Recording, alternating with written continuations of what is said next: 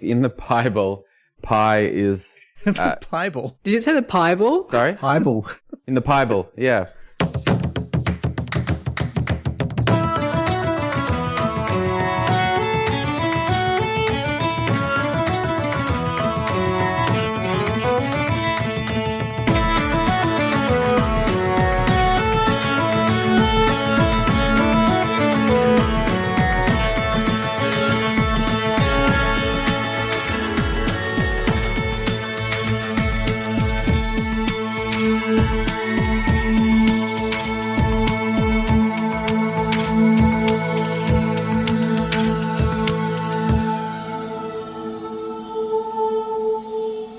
Hi, I'm Elizabeth Lux. I'm Ben McKenzie. Welcome to Pratchett, the monthly Terry Pratchett Book Club podcast. Each month we discuss one of Terry Pratchett's books with a special guest. This month we're reading Going Postal, a moist book that nonetheless has my stamp of approval. And our two guests are writer, magician, science communicator, and Australia's honest conman, Nicholas J. Johnson. Welcome, Nick. Hello, thanks for having me. And comedian, screenwriter, and star of Stage and Screen, Lawrence Leung. Welcome, Lawrence. Hello, thank you for having me. It's very exciting for us. We've only had two guests once before. So Yeah. thank you both for joining us. Oh, it's very exciting. I was just thinking three of my favorite people in the world, and I get to talk about a brilliant book with them. This is going to be a treat. I'm very excited about this. I'm with two of my favourite people in the world, but I'm not telling you which two. And the mind games begin. Oh, no. Oh, we're going to have to fight in the parking lot, but socially distantly. Now I'm imagining it's like the dance fighting in, like, you know, the bad film clip where they're holding hands, but they never really get that close to each other. Yeah. I have no idea what you're talking about. That's probably for the best. Let's not talk about music videos from very long ago. Let's talk about our guests. Nick, you've read Going Postal before, haven't you? Yeah, I read it when it first came out, or a couple of years after maybe, because of my interest in con artists and scams. And so I sought it out because it was a con artist book and remembered enjoying it at the time. But then I put it down and I don't think I read another Terry Pratchett book until now. So it's been over 10 years and it was reading the same book, which was the last one I read. Had you read any other Pratchetts before Going Postal? I did, yeah. My mother was a teacher librarian and she brought home The Colour of Magic when I was, again, shortly after it came out in Australia. So like I was maybe about 9 or 10 and just presented it to me as if this is the perfect book for you. This is yours and you should treasure it. And I remember reading the first chapter and just not getting it at all. And just tossing it aside, and just going, what is this? What is this garbage? And not having any interest at all in it. But then I read the Gnome trilogy and I read the Johnny books and Guards? 2 guards or 3 guards? Yep. 2 guards. 2 guards. With Yeah. exclamation marks. Witches and the Last Continent, and a couple of others. Yeah. So I've got some Terry Pratchett knowledge. I know a bit and we're going to see whether I can hold up against the experts. Well, I wouldn't call us that. No, and I mean, the point of this podcast is not to be all-knowing about all things Terry Pratchett. It's to have an intriguing and entertaining discussion. Yeah. And I think both of you are going to bring that to the table. Sure, but you got to win the intriguing conversation. Like that. Oh, yeah, true. Yeah, that's all I'm really here for. I didn't really think about that. Okay, that's fair. Lawrence, this is not your first Pratchett either. You have read at least one before this, haven't you? Yeah, it feels like it's stored away in the mists of time. During childhood, I did read Mort. If you ask me to tell you what it was about, I don't think I can remember it. If you ask me anything about the Discworld stuff, I seem to know little bits and pieces, and I don't know if they're from fragments from different books that perhaps I've read, but I can't say at all that I am a Terry Pratchett aficionado. I think just through pop culture and through having friends who are the greatest nerds on the planet, I seem to know a lot. It's like having Simpsons going through osmosis into your veins. I know a lot of people who talk in Pratchett or Douglas Adams type speak. So they're the circles I revolved around at university and high school. Reading this particular book was kind of a nostalgia hit. I felt like it was super familiar to me, and I just totally loved this book. Having said that, technically, I didn't read it because I decided I wanted to listen to the audiobook version of this because I wanted to listen to essentially a 2.5-hour Monty Python sketch with incredible voices and accents. I can't remember the name of the chap who did the narration, but it was a stellar effort. Was it Stephen Briggs? I think that's who it was, yes. Yeah. He does all of the unabridged readings of the Pratchett book, or not all of them, but most of them. It's a hefty taking on, because there's a lot of characters in this one. You know, he was doing the whole plethora of English accents, Scottish accents, and there was a bit of French and German thrown in there. I think the golems were German. That's his interpretation. Yeah, or Austrian. They were very Terminator Schwarzenegger sound. Oh, yeah. Which is entirely appropriate, I thought, you know. They are very much like Terminators. But the interesting thing was, as we were getting closer and closer to this podcast, I realized I was looking at the time left, and then I sped up his reading a bit more because you know you can change the speed on podcasts. And for the final stretch of the book, I listened to last night, and I have to confess I was drifting in and out of sleep. So it's much like the experience of watching David Lynch's Dune as a child. It was a very dreamlike experience. So this podcast is if it was a quiz, this podcast, I think I'd lose the quiz. No, it's like exam period. Like as you get closer and closer to the exam, to listen back to the lectures like faster and faster and fast. Yeah. And look, thankfully, as far as I know, Sting will not show up in his underpants in the course of this podcast. I mean, not that there's anything wrong with that. I mean, he looks great in but those we promised weird them. And his underpants do have wings on them, kind of, actually, in June. So it is sort of on brand. They're not gold, though. So, I don't know. He's nearly there. Yeah, that got more there. relevant as I went through that rambling anecdote, as which is not usually how it goes. Well, we should get into the book. Let's begin, as we always do, with a reading of the blurb. Moist von Lipwig is a con artist and a fraud and a man faced with a life choice. Be hanged or put Ankh-Morpork's ailing postal service back on its feet. It's a tough decision, but he's got to see that the mail gets through, come rain, hail, sleet, dogs, the post office workers' friendly and benevolent society, the evil chairman of the Grand Trunk Semaphore Company, and a midnight killer. And don't forget the legendary Mrs. Cake. Getting a date with Adora Bell Deerheart would be nice too. Maybe it'll take a criminal to succeed where honest men have failed. Or maybe it's a death sentence either way. Or perhaps there's a shot at redemption in the mad world of the mail, waiting for a man who's prepared to push the envelope. Okay, so first of all, mine is shorter and it doesn't mention Mrs. Cake, so it seems like my blurb is listening to the post office rules while yours is not. Well, that's the blurb from the original edition, so they are always a little bit longer than the more recent ones. But the Collector's Library edition, which is what I've got the print copy of, which I actually read, has a super short blurb. It's only one sentence long. Go on then. What is it? Oh, well, What it's is actually the two sentence? sentences. I've led you astray slightly there, but it's just Moist von Lipwig is a con artist and a fraud and a man faced with a life choice. Be hanged or put the postal service back on its feet. Tough decision. That's it. Oh. But where's the other cool bits? I mean, look, if you're buying the collector's edition, I feel like you already know what you're getting into, right? That short blurb is very much the TV guide, blurb that you'd see in a TV listing. Except accurate, I suppose. And it would be enough to get me to read it, I reckon. Yeah? Yeah. It is a good hook, though. Con artist being put in charge of a major public institution. That's a good premise. Yeah. We're all silently agreeing. Yeah. And I guess also the joke in the premise is that, working as a postal worker, is that a fate worse than death? Oh, rough. I have some friends who used to work. Actually, I think one of them still does for Australia Post. They seem to enjoy it.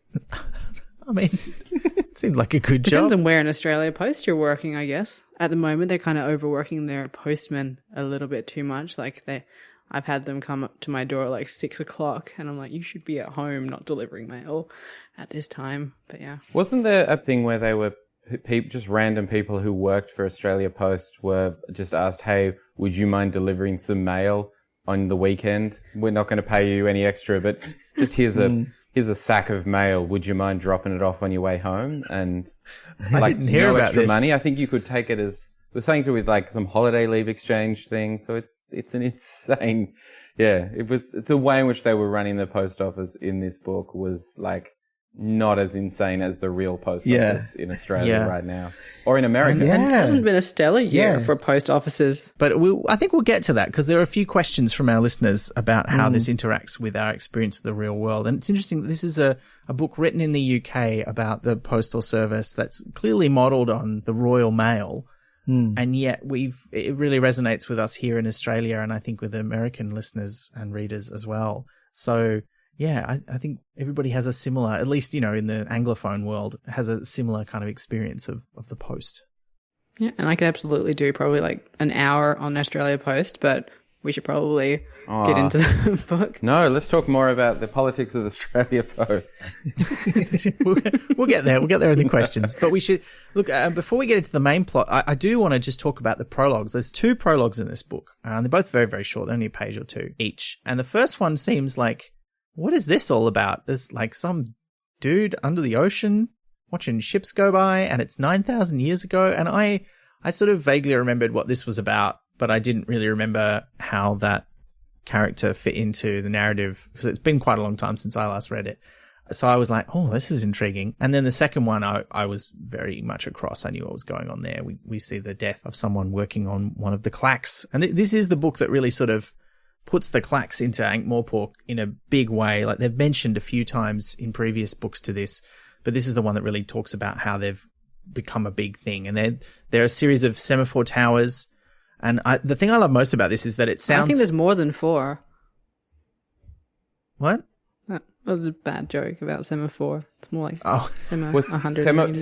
Semaphore would only be 2, like a half. Yeah. So. It's that. Yeah, that's true. I completely derailed that, but yeah, it does actually put it into context the clacks being part of Ankh-Morpork. You're absolutely right.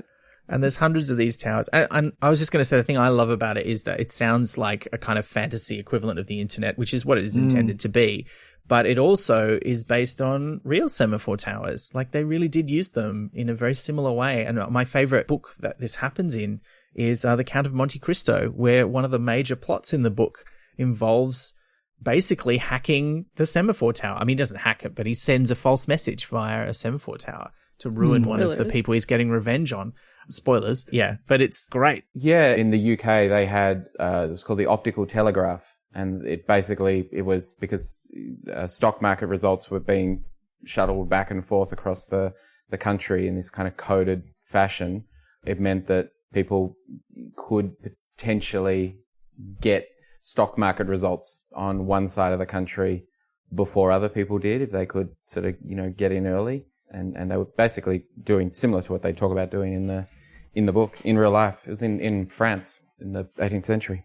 Isn't there a thing about like being slightly closer to, and this is going to make me sound like Jen from the IT crowd looking at the box that I think is the internet, but like, isn't there like a thing where like if you're slightly closer to like the cables of the internet or something, you can get like microseconds of data earlier than other places? And so like, if you've got, so the high finance things, or is that like a thing from a crime show that was made up that I have remembered as fact? No, if you've got ADSL, the closer you are to the exchange, the faster internet speed you get. That's how it works. So it's kind of like a similar thing, like being closer to, so like that con has been going for quite a while. Yeah, it's also the basis of the movie The Sting. That's the scam they're pulling in that film it's coming through in the Telegraph. They pretend that they're getting race results before anyone else because they know someone, who's in the know at the telegraph company, when in reality they don't, and they're just scamming the guy. But it's called The Wire in old-timey con artist lingo. Mm-hmm. Is there any way to put underpants on that comment? Because then that's Sting entering the podcast in underpants. Oh no. He got in. Oh, no, that's all right. You know who else gets in? The fly screens up and everything. You know who else gets in chapter 1, of course, is the star of the book. Brand new character to the Discworld. This is the first book he appears in, but it's Mr. Moist von Lipwig. No, it's Albert Spangler. Except, yes, at this point he's called Albert Spangler. Now, I wondered, is Albert Spangler any kind of reference to any famous con artists or any of the other aliases that we find out he has during the book? Did you spot any references to famous con artists in the book, you two? No. Oh, well, no, not really. I mean, like little minor references to various scams and real things that have happened, you know, like we mentioned, but I didn't recognize any names. Yeah. But to be honest, I was always under the impression that Pratchett just like chose names that sounded good and that were sometimes, you know, twists on, you know, classical names, but he wasn't really one for sort of having a character who was clearly like an analog for someone else. Or maybe I'm wrong and I just haven't been reading the books closely. Some people think that Albert Spangler's name is derived from the German Spang, which means dental braces. So clearly a con artist. He could have had big fake teeth because his whole thing about furniture and having a thing that's distinctive to make you notice him. Yeah. That's right. Yes. That kind of fits in with something that happens in the second book that he's in, but let's not talk about that because we're here to talk about this book. The other thing that this opening sequence really reminds me of, and Liz, I'm sure you've thought about this, is the Shawshank Redemption, because he's digging a hole in his cell where he's waiting to be hanged because he's been caught for all of the scams that he's pulled, and he's going to be hanged. And there's that great bit where he digs out the hole with the spoon, and then he gets to the end, and there's a big rock in the way with a shiny spoon in front of it. And they're just toying with him, like they know all the ways that someone might be able to escape, and they offer this sort of illusion of hope. Which is a big theme, and I like that they sort of weave that through, like hope, is it a good thing, is it a bad thing, which is also a theme of the Shawshank Redemption. But yeah, the spoon was a nice touch, and the references to the other ones, the other prisoners trying to escape and being thwarted, was a good one. I just quickly say, when they reveal about like a third of the way through the book that he's only 26, I felt personally offended because I'm used to him being older than me, and now he is younger than me, and I'm like, how dare you, you literal child. So, well, I mean, Lawrence, your stage show and film Sucker has a protagonist who is significantly younger than that. They're like 18, is that right? Yeah, 18. And now Liz will have a conniption over that. How dare you? How dare people be born? Does that help? Like, are younger scam artists, like, is that a thing? Do people more likely to trust somebody who's younger? Yeah, I guess with the fiction that I was creating, it was the idea that no one would think that someone so young could fool them. Having said that, a lot of con artists, you know, from literature and also movies and folklore tend to be older gentlemen because they have the experience behind them in terms of studying how human nature works. So, I just created mine because I like my character being younger because I thought that was a different spin on it.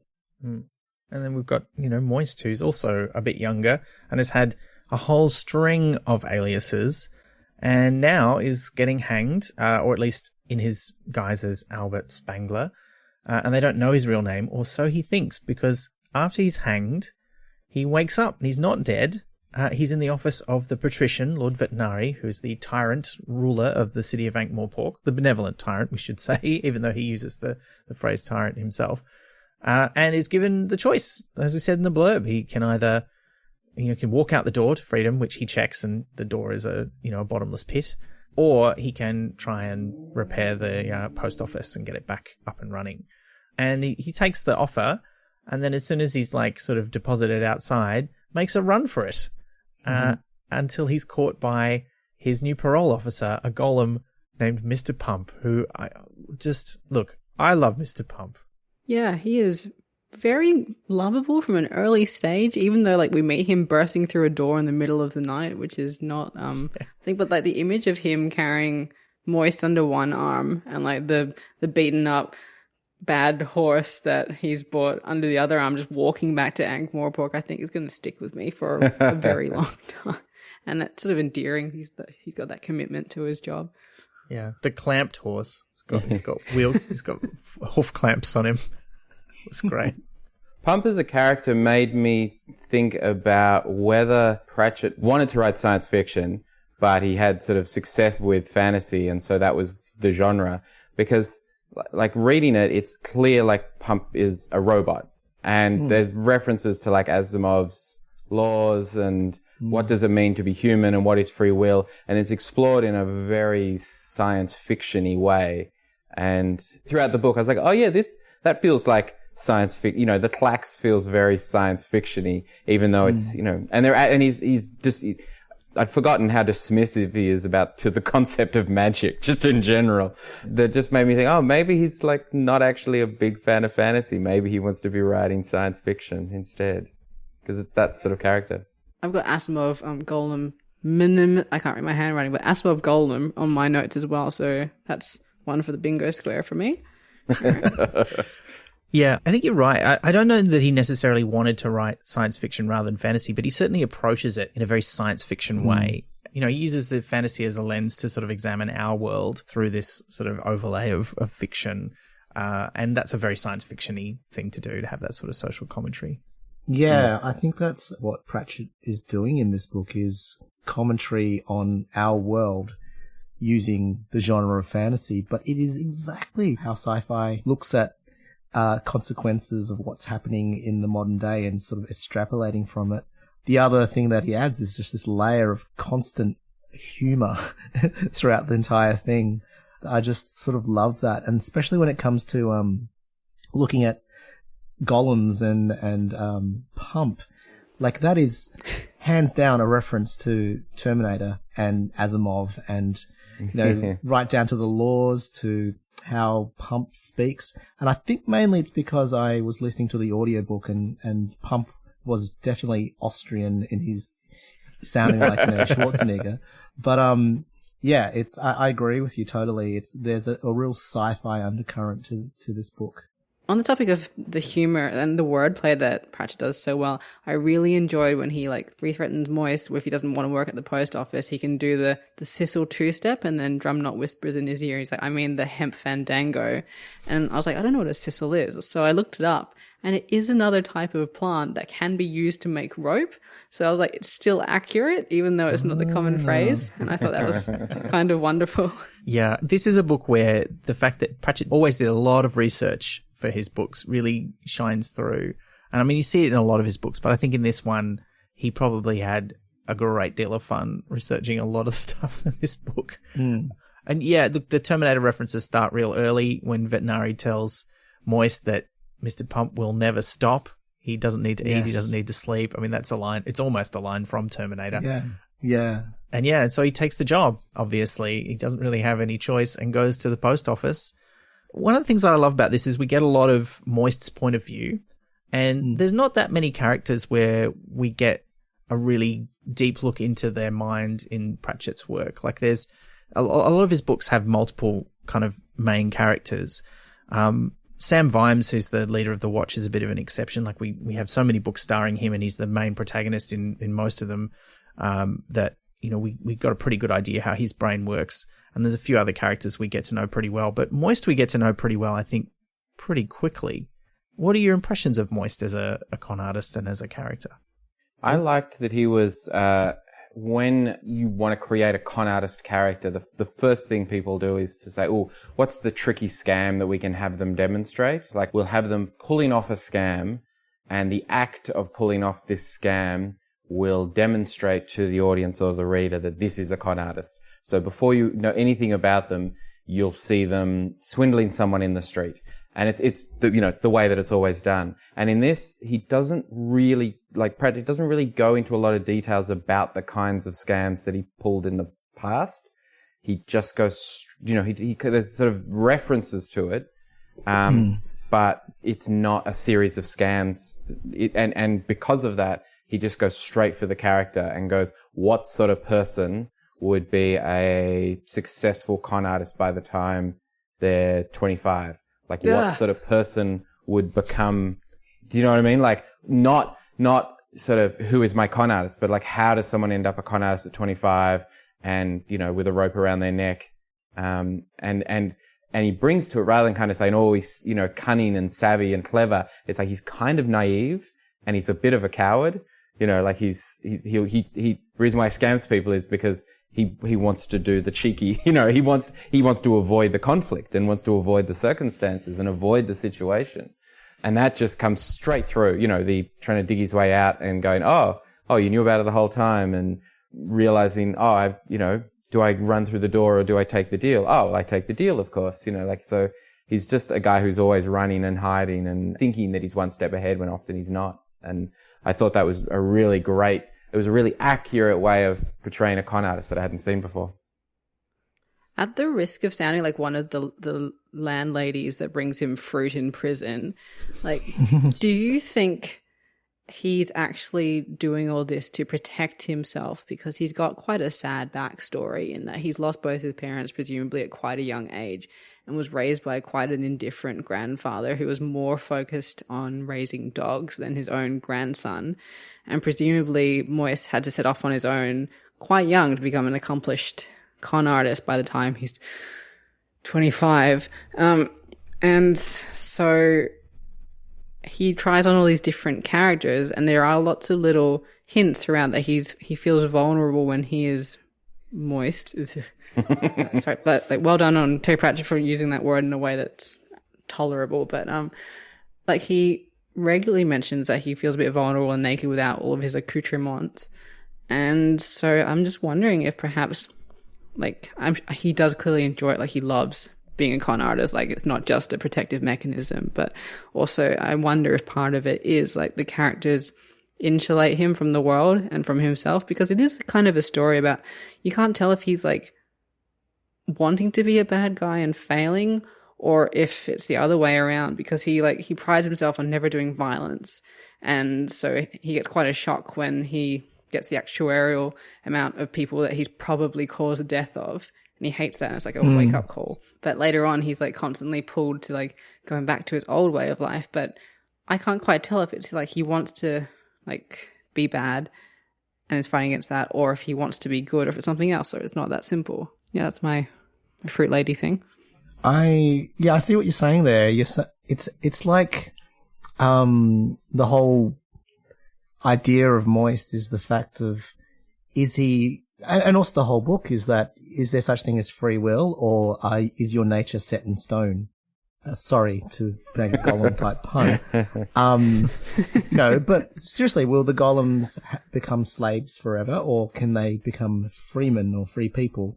Will Moist have a redemption story, become a good guy, or will he rely and fall back on his skill sets in order to renew, the Postal Service?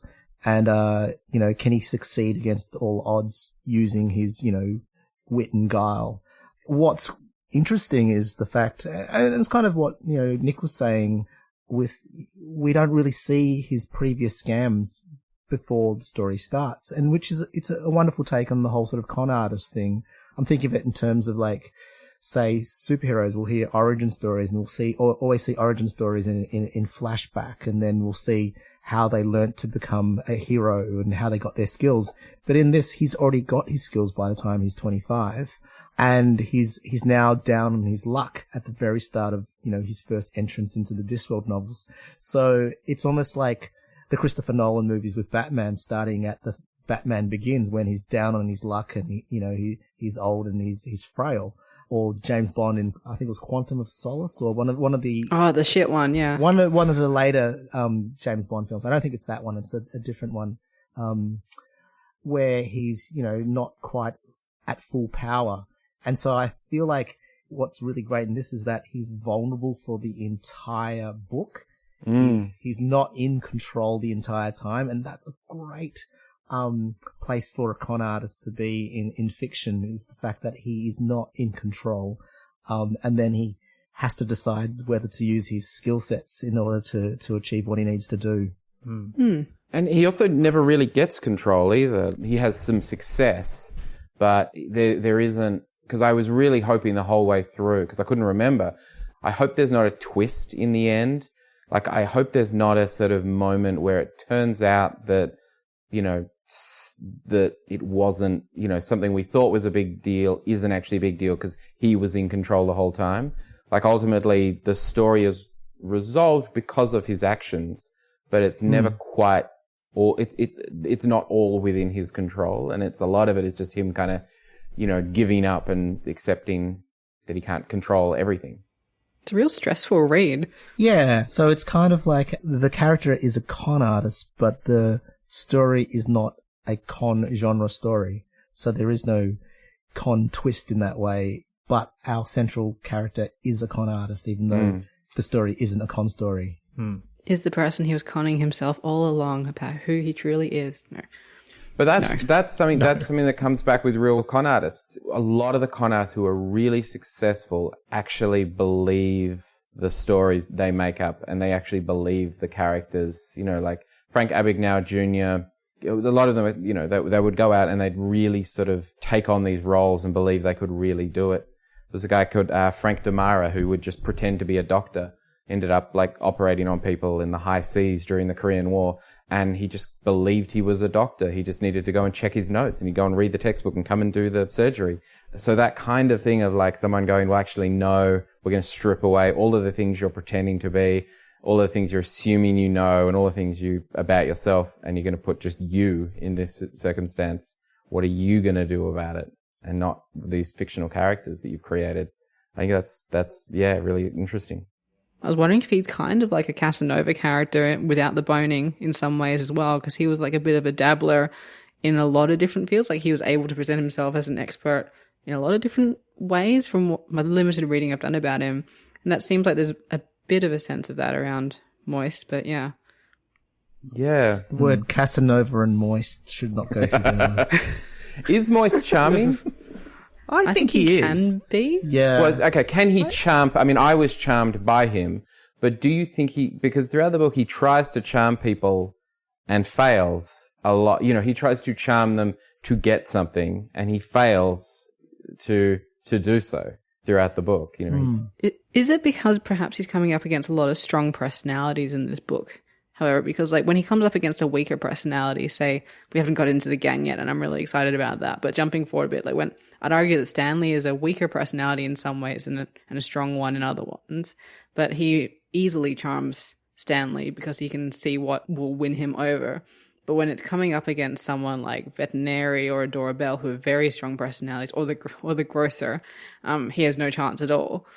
And then even like Grote, who has quite a strong personality in his own way, but is like has his own motivations, he doesn't really win him over that well either until he finds his lever, as he points out. So people can sort of see through him, but I don't know if that's because the characters we get focus on are ones that it's kind of like, you know, like the Jedi mind trick only works on people who are weak-minded. But I think he does charm those people. Like, I think Grote does accept him. He's got this weird line where he sort of becomes genuine. He's fighting with himself this whole time. You know, he's got this talent with people, and the way that you have that talent is you present yourself the way that you think they want you to be, and then they'll like you.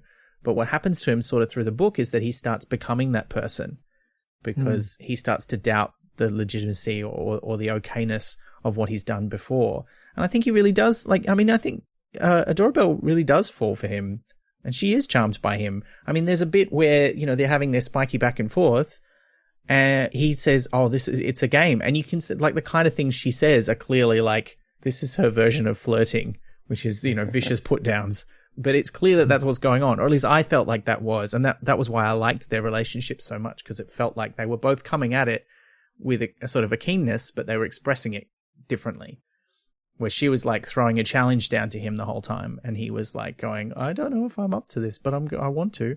Oh, I agree with you completely on that. I think I misunderstood what you meant by charming, because I think he, as a person individually, wins people over with his genuine personality by the end of the book or across the book. But in terms of trying to charm people in the way of like a con artist or like in the moment, I don't think he's as successful as that as he might want to think he is. Yeah, that was more charming in the manipulative sense as opposed to making a genuine human connection.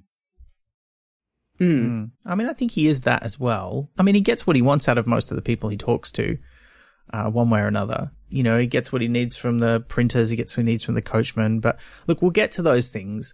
I think it is useful at this point to introduce the rest of the main cast, because he does go to the post office and meet the existing post office staff who are still there. And there's not many of them, because the post office is not just run down, it's basically completely derelict.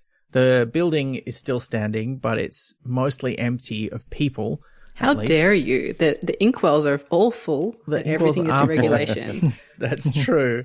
But there's nobody there, and there's almost nothing in there except, as it turns out, these mountains of undelivered letters. But also, there are 2 staff there, and we have... 3 staff. 3 staff, sorry. 3 staff. There are the amazing characters of junior postman Tolliver Grote, who is, despite his title, very, very old. And apprentice postman Stanley, who I don't think ever gets a surname, does he? I don't remember. He was raised by peas. I don't think they go in for surnames. Fair enough. And of course, the 3rd employee, Tiddles the post office cat, who is a very Pratchett-style real cat. But I looked that up, and post office cats were a real thing. Oh, apparently, yeah. like they were an actual proper like station that got paid. They even had like a specific allowance each month. Well, Yeah, and there was apparently like a bit of a fracas or a rumpus in like the 30s or 40s because they realized that they hadn't increased the cat's pay in several decades. So wow. Someone on behalf of the cats like went in for that. And there's famous ones. Like there's a Wikipedia page for Tibbs the Great, who's a cat from the 1950s, I think, who was like well known for being like one of the best mousers of the post office. So that's a real thing. And I was wondering if Tibbs the Great was kind of an inspiration for Tiddles. It's a similar name, though maybe it's like past his heyday.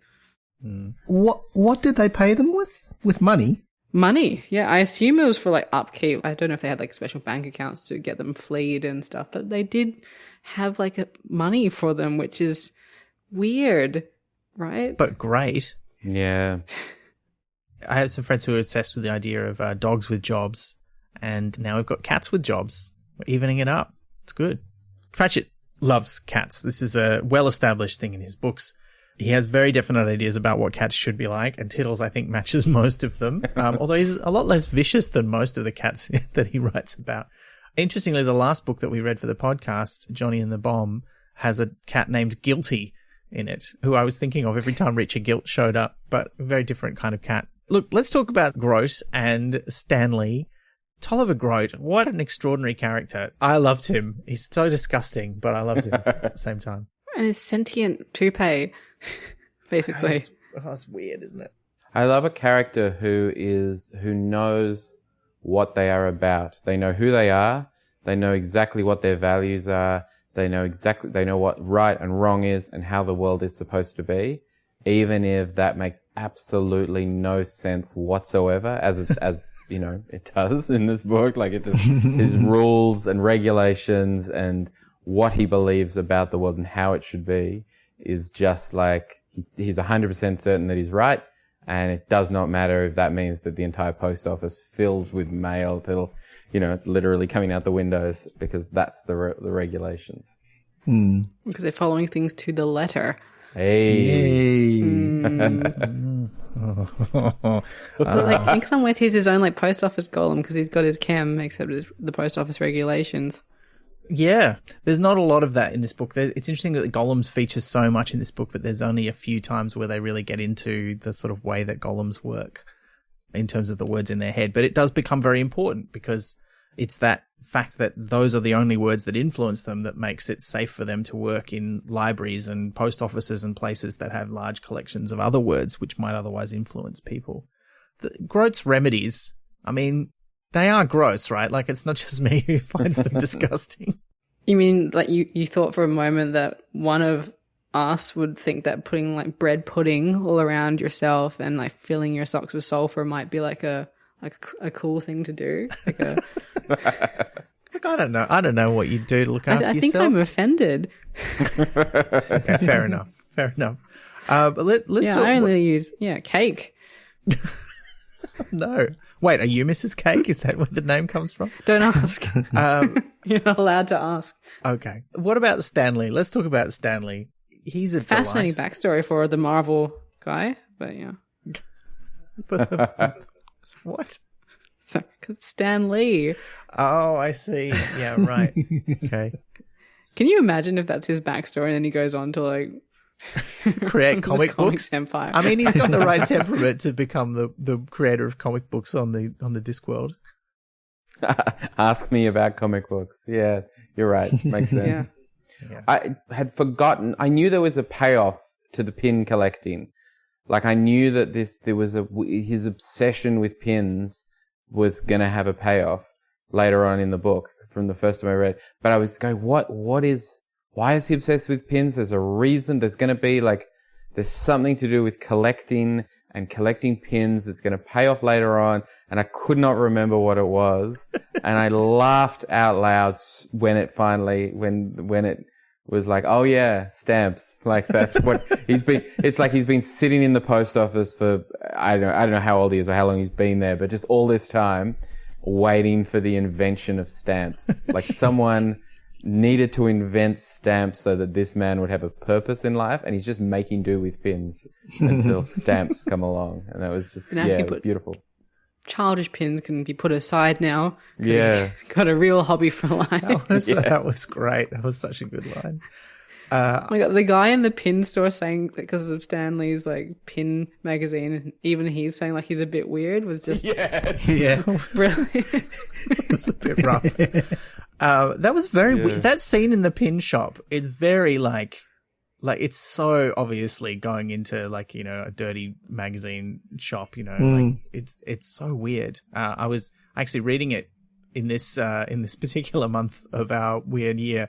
I was wondering if next door there might be some sort of gardening facility where Richard Gilt would end up accidentally giving a speech or something, but it didn't happen. So it felt more like a comic book store to me, to be honest. That was the feeling I got, that everyone's here just for comics because it's this family comics, but I've got some special, or a video shop, or even a bookshop. Oh yeah. That makes sense. Cheeky stuff out the back. That was the feeling I got. Yeah, that's the feeling I got. The cool guy who works behind the counter. Yeah. Yeah. Yeah, definitely felt like that adult store vibe. Yeah. Don't go for nails though. It's gross. So weird. Once we meet everybody, this is where the plot starts to take off. He discovers that the whole place is kind of a bit useless, that it's full of undelivered mail. He has to sleep on a massive pile of undelivered mail because his office and his bedroom as the postmaster are full of letters. And he reads one as he goes to sleep on that first night, which is where he encounters the acronym SWORK for the first time, which I thought was pretty great. But they're keeping things from him. They don't tell him about the previous postmasters who've been sent to reopen the post office, and he doesn't know what's happened to them yet. And he goes to the pin shop because he's figured out, if I buy some cool pins, I can use those to win over Stanley. He can already figure out that Grote is very prideful. He's very proud of himself and proud of being part of the post office. So he's going to get into his head by offering him promotions, which he doesn't do straight away, but later on he starts to do that. But also while he's out walking around and reading a street directory where he finds out a useful piece of information, he comes across the Golem Trust and thinks, well, I really want to know more about golems because I want to figure out if there's any way I can escape Mr. Pump. So he goes into the Golem Trust, where he immediately meets at crossbow point and also I think is immediately smitten by, I think it's pretty much instantaneous, the one and only Adorabelle Deerheart. Everyone in this book has such amazing names. They're so good. She might not have shot him through the heart literally, but she shot him through the heart in a different way. I don't think he goes in there purely because he wants to escape Mr. Pump. Isn't it the night before he hears Mr. Pump is called that because he spent 230 years down the bottom of a dark well pumping water, and he starts to sort of feel a bit like, oh, that's not great. And we see the flickering of a bit of morals in him. So I thought that was part of his motivation for going into the Golem Trust. But I don't think it's purely, I also think that it's to see if he can get away from him. Yeah, because even quite later in the book, even after he's been on his first trip to deliver mail, and Mr. Pump doesn't follow him on that occasion, he starts to wonder if that is a loophole where he can get away and maybe fake his death and escape or something. But I don't know. I felt that was his primary motivation, but you're right. He does find out about that and does seem to have a bit of a, wow, that's a whole thing. Cause he basically, and I love that conversation actually too, cause he says, what happened to this place? You live here. And he's like, I don't know. He's like, whoa, are you in a hole for the last year? And he goes, no, in the hole for the last 240 years. It was a great line. Joke. But yeah, he meets Adorabelle Deerheart, who, look, is she one of the greatest characters in Pratchett? I think you're a bit of a fan, Liz. Well, she's so good. And like the bit where like he tries on like his woke boy outfit for a bit and she's like talking about, oh, yeah, Pump 32 or whatever. And he's like, oh, we call him Mr. Pump. She's like, oh, does that give you like a nice warm feeling inside? Like, do you feel all great about that? It's just so good. Yeah, she's just withering. She's withering in her wit. It's so good. I love everything that she says. But also she wears high heels, but as weapons. So it's just, yeah, everything's calculated. But it's also interesting because she must be like in the throes of grief. Because like how much before like about a month before this all kicks off is when her brother has died. So do you reckon this is her normal personality or like it augmented? I don't know. Like I'm just wondering like how that's impacting on her person. Like later on, we're hearing other books and she's like this, but yeah, she must be grieving at this point still. She's clearly angry when she has that big long sort of explainer, in the restaurant. She's about, what's happened and the corruption. She's very angry about what's happened.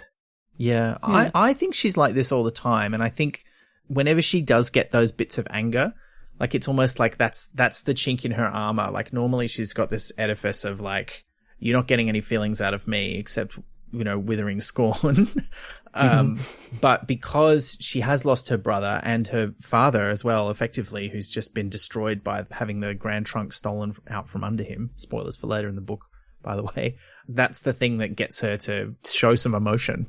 And then also, sometimes when Moist does some things that are good and he seems to really care about the golems. Like I think you see a little glimmer of it there too. Like there's a few times, like the first couple of times that she smiles when he's around, it's like, oh, but like even when she says yes to him the first time to go on a date, all she doesn't say anything. She just sort of nods very curtly, which fair enough. He's done it in front of a crowd, which is not really okay. Well, she feels very genuine. But yeah, it does. Yeah. Which is an interesting contrast.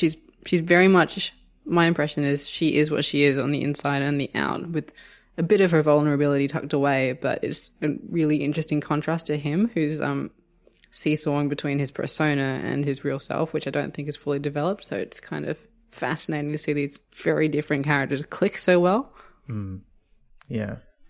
I was worried that she was going to be one of those female characters who's brought in and shown to be really tough and independent and real badass, and then they're used as a tool to show how dire the circumstances are later on. Like when even she needs to be rescued, so she's not a damsel in distress, but even she needs to be rescued by the hero.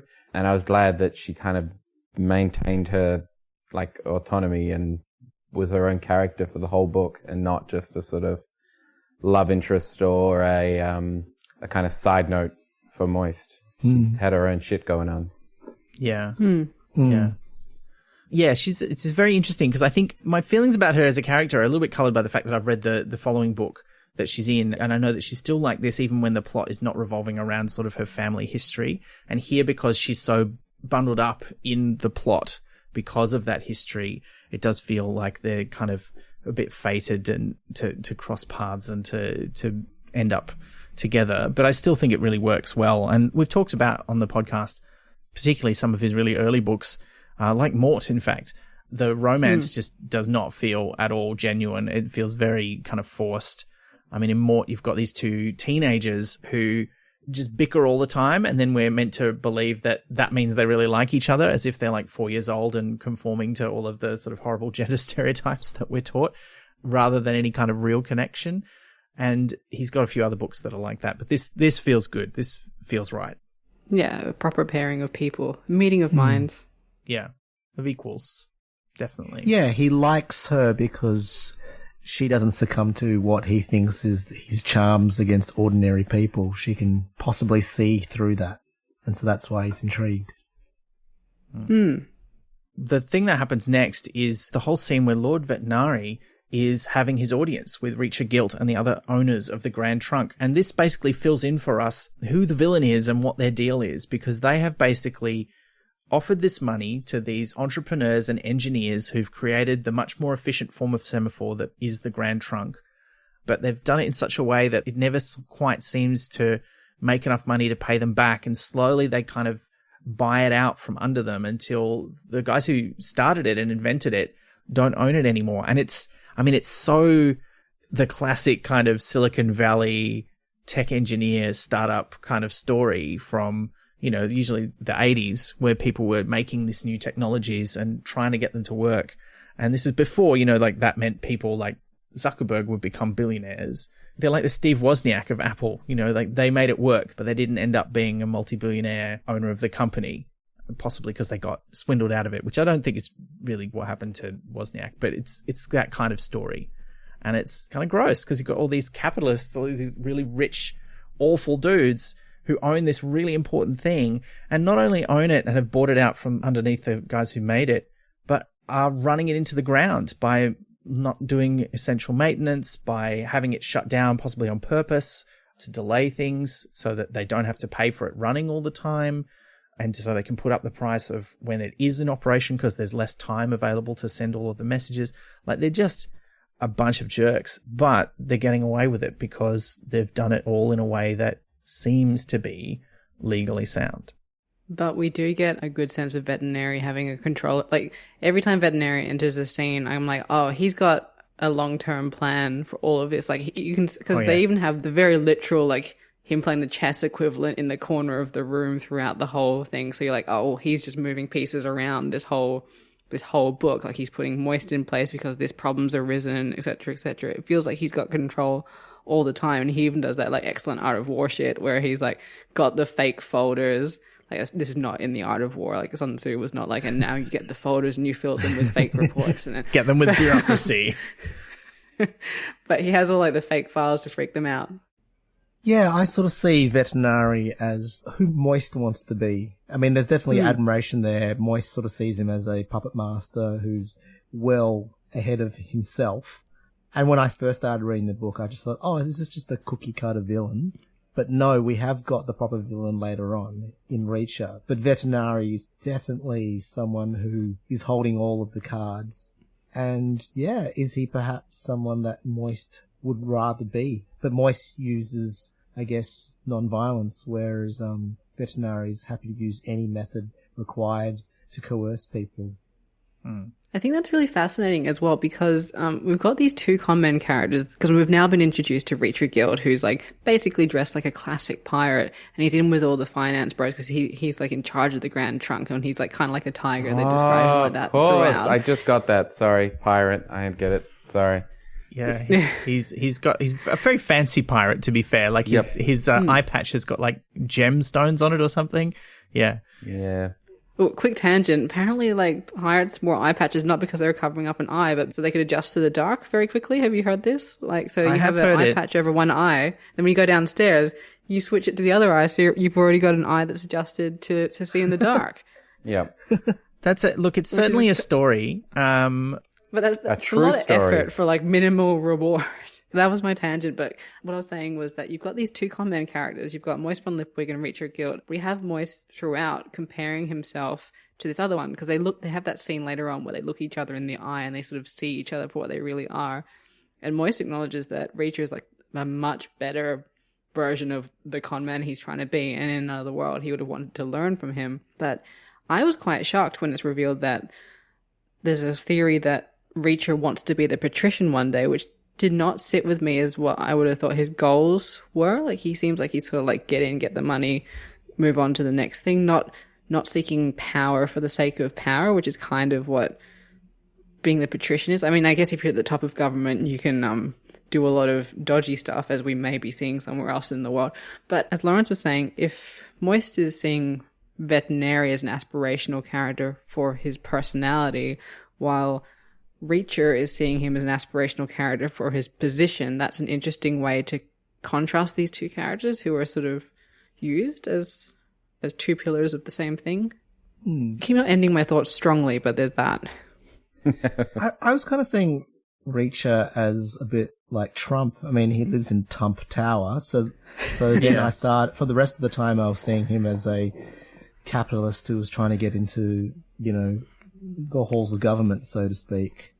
And he's trying to destroy the postal service, so that's kind of 2020. Yeah. He's seeing I think it is in the book that it's mentioned that he has aspirations of being patrician. I think that is in there somewhere. That was mentioned as a theory. He doesn't say it himself. There are rumors that Guilt wants to be patrician. But I think those rumors wouldn't exist if he didn't want them to exist. Like, he's that kind of character. And you mentioned, like, when he and Moist have that sort of eye-to-eye and see into each other's souls. But he also has a moment like that kind of with the Patrician when they're talking about the thud board. Or what is it? The Haffle, Baffle, Swiffle, Wiffle, Taffle table.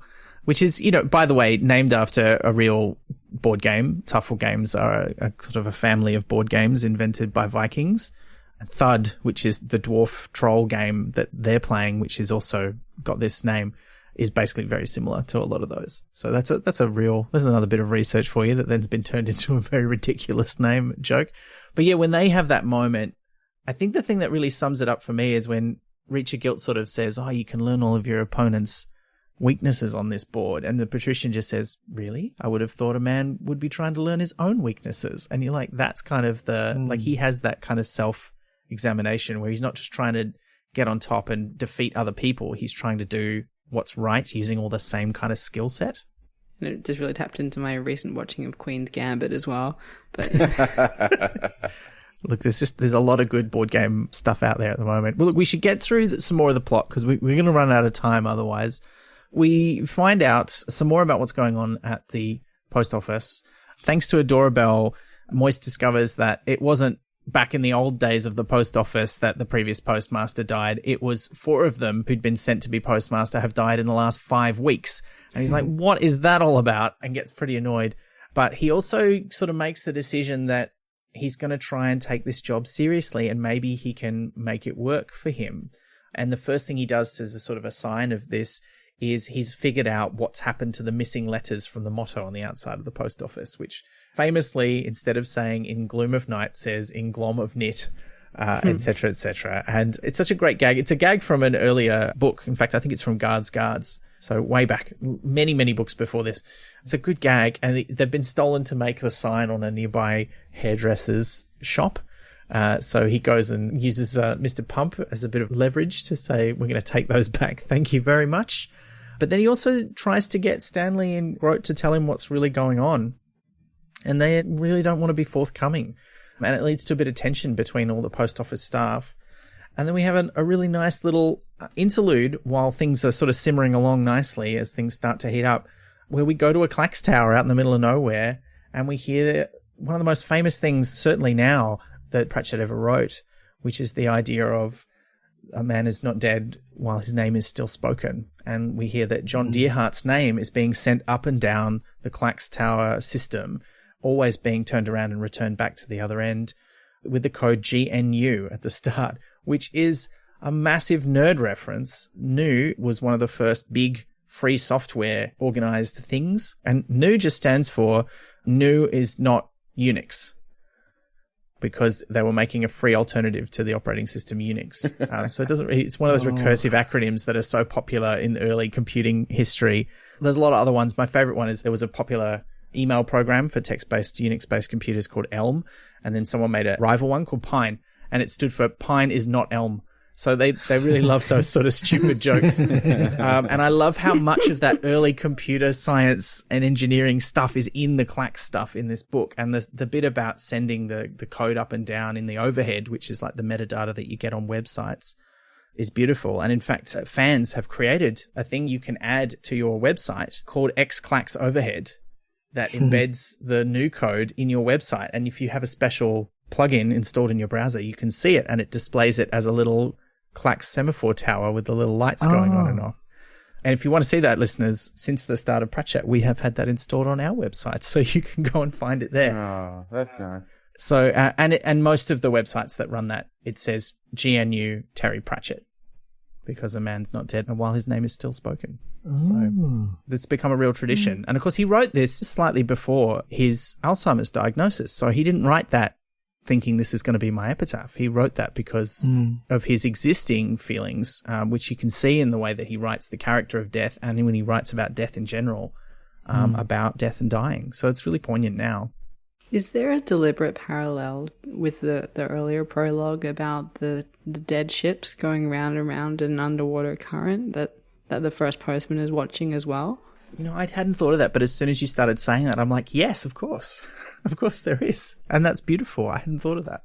Yeah, because it goes all the way back to like the the 9,000-year one and the first postman, and it's kind of like a nice sort of, Yeah, I like that. How does Pratchett, because I find often with the books that it's just going joke, joke, joke, joke, joke, joke, joke. And the way in which I would write it is I would go joke, joke, joke, joke, joke. Here's some pathos, joke, joke, joke, joke, joke. Whereas with him, the jokes don't stop, but somehow you still get the pathos and the deeper meaning. And, you know, it's not just necessarily satirizing, but perhaps saying something a little bit more poignant, but without the jokes ever sort of getting in the way of that. How does he do that? And how can I, as a writer, also do that? I would like to know that too. I think in this one, he really sets the stakes well. It's a bit like some of the things that I've tried to do is that, you know, when I'm writing a comedy, but I'm also trying to write a story, is I take it seriously. And I think he's famously on record as saying that the opposite of funny is not serious, right? You can be funny and not funny, and you can be serious and you can be silly. And those two things are not mutually exclusive. And I think this book has got silly stuff in it, but also the essential plot and what's at stake is very serious. And people have died, and people are having their lives destroyed by people who just want to be rich, whereas the people who really care and are trying to do something important are the ones who are suffering. And I think he sees that very keenly. And I think by focusing on that as well as having jokes, like those people are never at the butt of the jokes in a mean way. You know, like they might have a loving sort of parody and homage of that sort of early computer science era, and they've got dumb names and they say stupid things, and he's a bit sort of, you know, he likes to hang a bit of shit on them because of how much they're into it, but it's all done in a very loving way. And so you care about those people, and when they die and when he talks about it, we care about it. So it's not mean comedy. And I think that's part of how he does it. Well, Lawrence, your shows always sort of have a heft or a theme behind them. Like it's not a series of sketches or jokes linked together. Like I remember going to one where a key point of it was the assassination of Archduke Franz Ferdinand, which is not usually like fodder for like a humorous show. So like, I mean, how do you approach the balance of those things, like pathos and humor?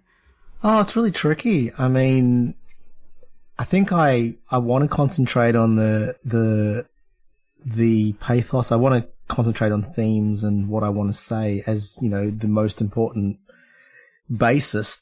But because I can't take myself too seriously, I just put too many jokes in. I just want to put jokes in. And I think that stops things getting too, I guess, pretentious. So jokes is a great way to stop pretension.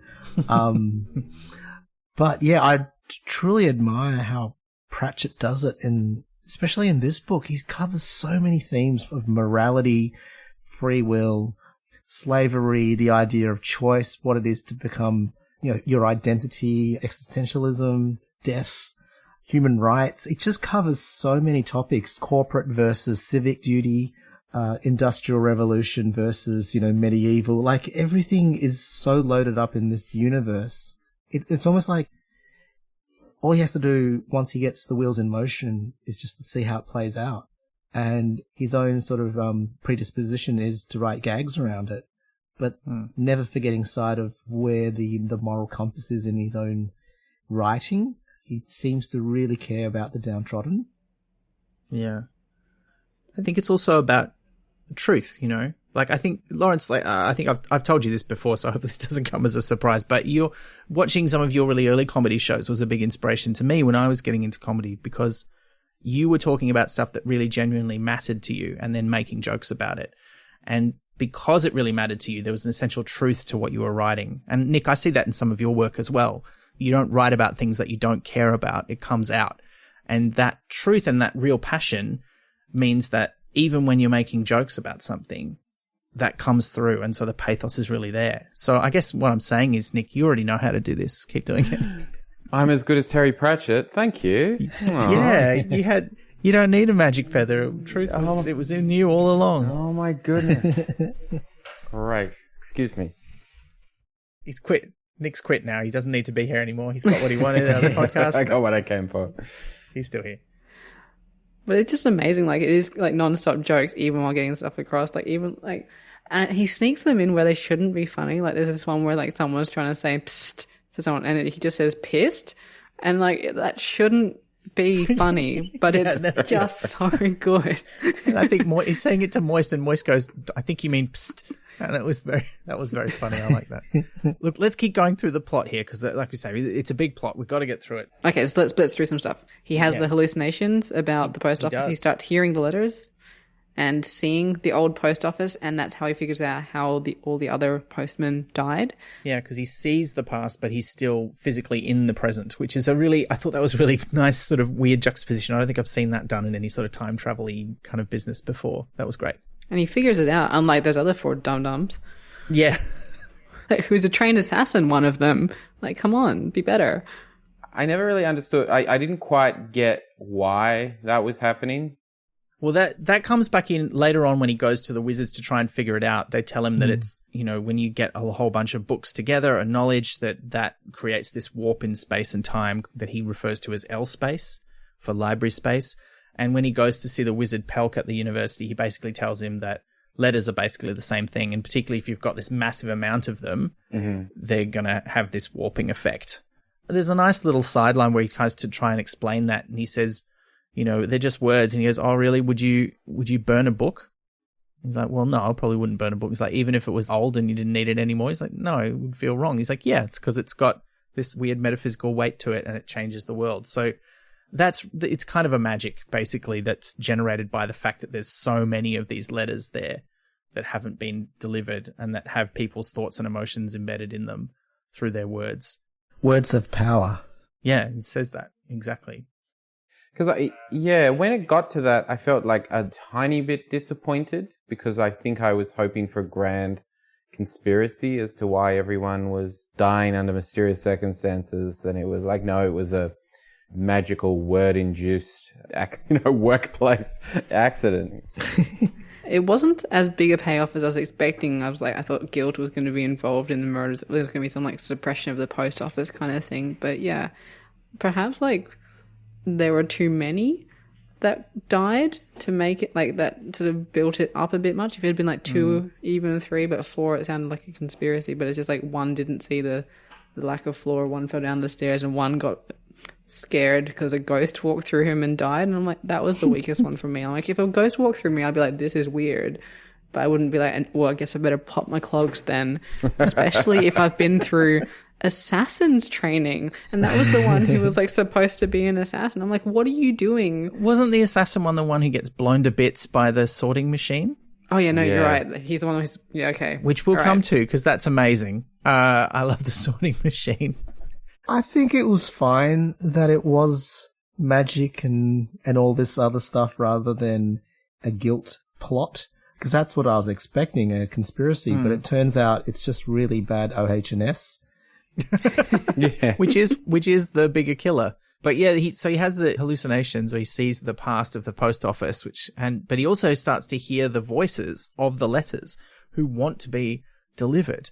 And I think this is about the time in the book that he gets a visit from the person he has delivered a letter to, because he read one of the letters and just decided to deliver it because he was going past and he had it in his pocket. And then this guy turns up and says, yeah, it was from my childhood sweetheart. And we're both really old now, but both of our, respective spouses have died. So now we're going to marry each other. It's going to be great. And it turns out he's also a member of like one of the guilds. And that's another notch in the belt for the post office's return, I suppose.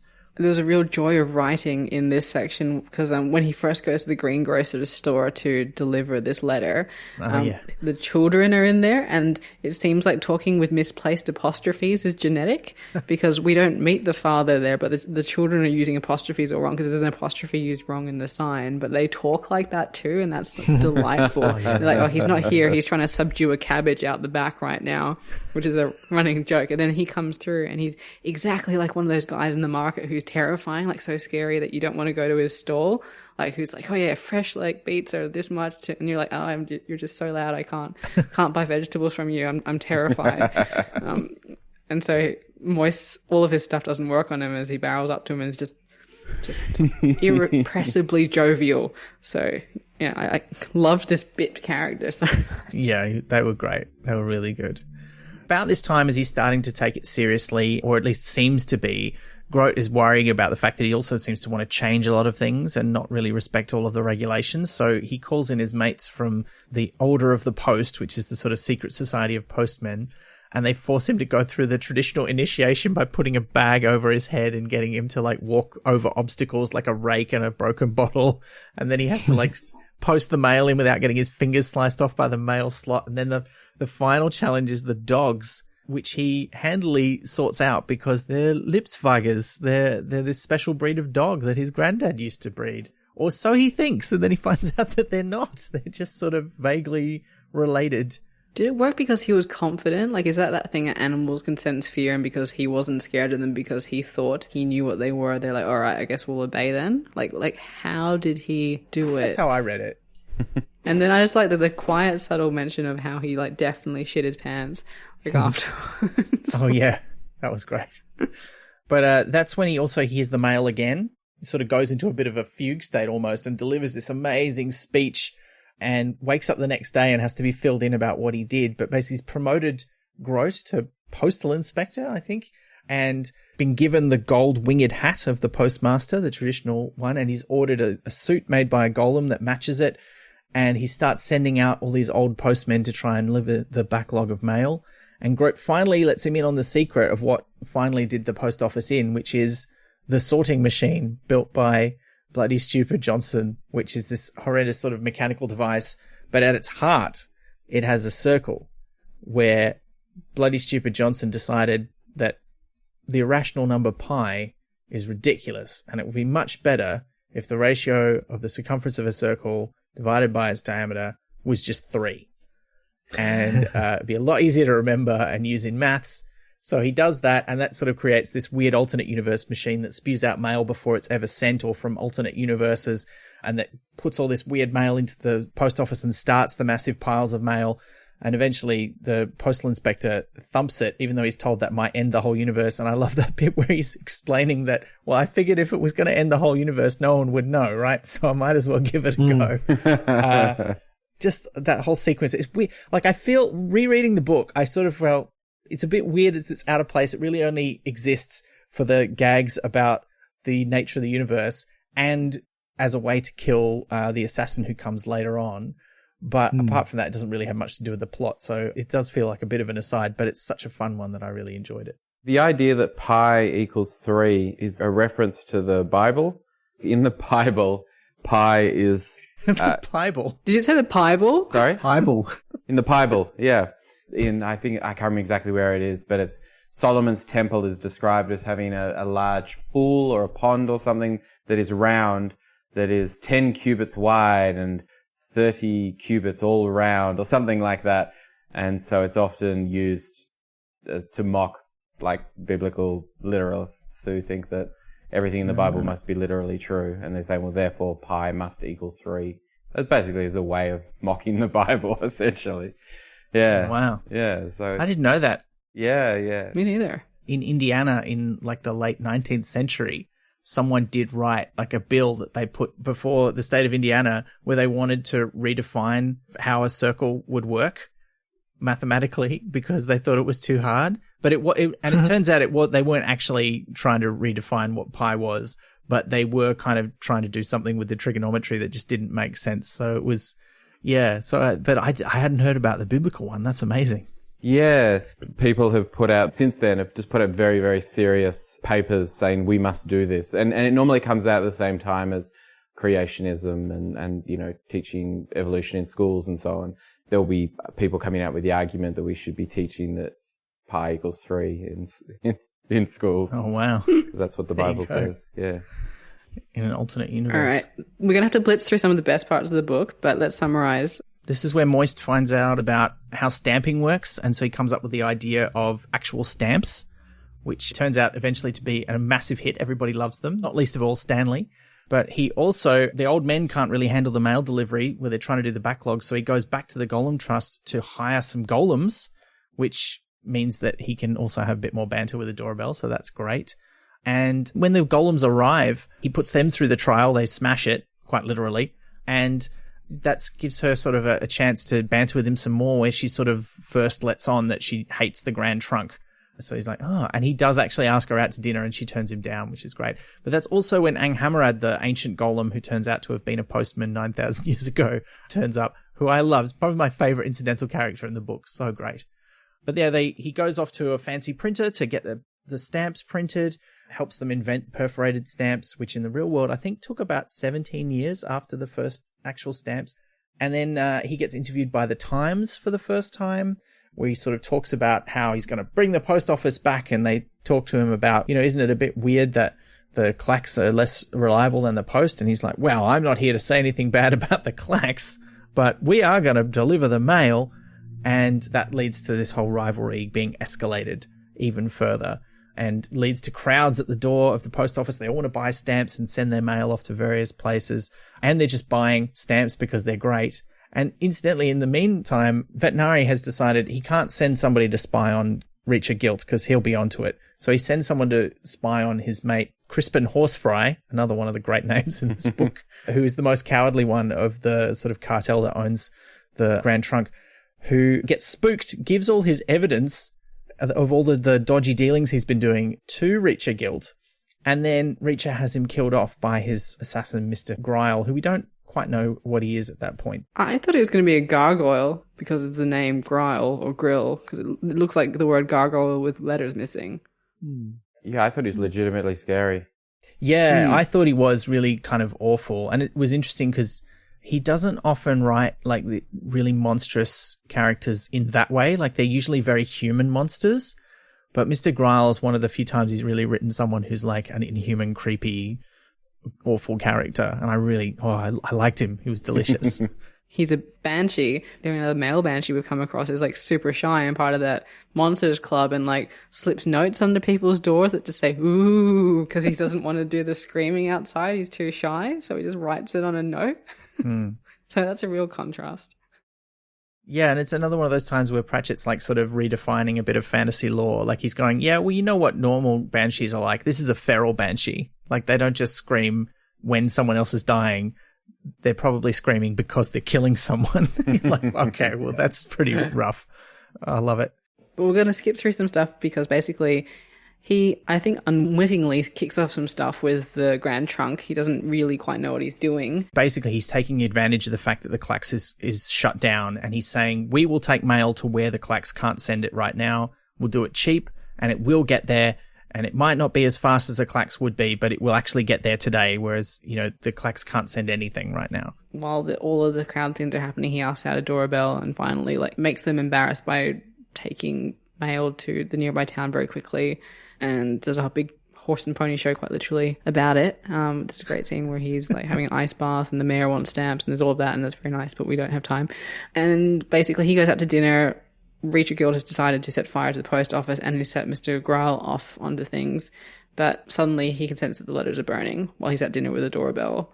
So he goes back and the post office is on fire. And he doesn't just burn down the post office. When he gets there, because Moist is out to dinner with a doorbell, he has given Mr. Grote the postmaster's hat to wear because he's acting postmaster.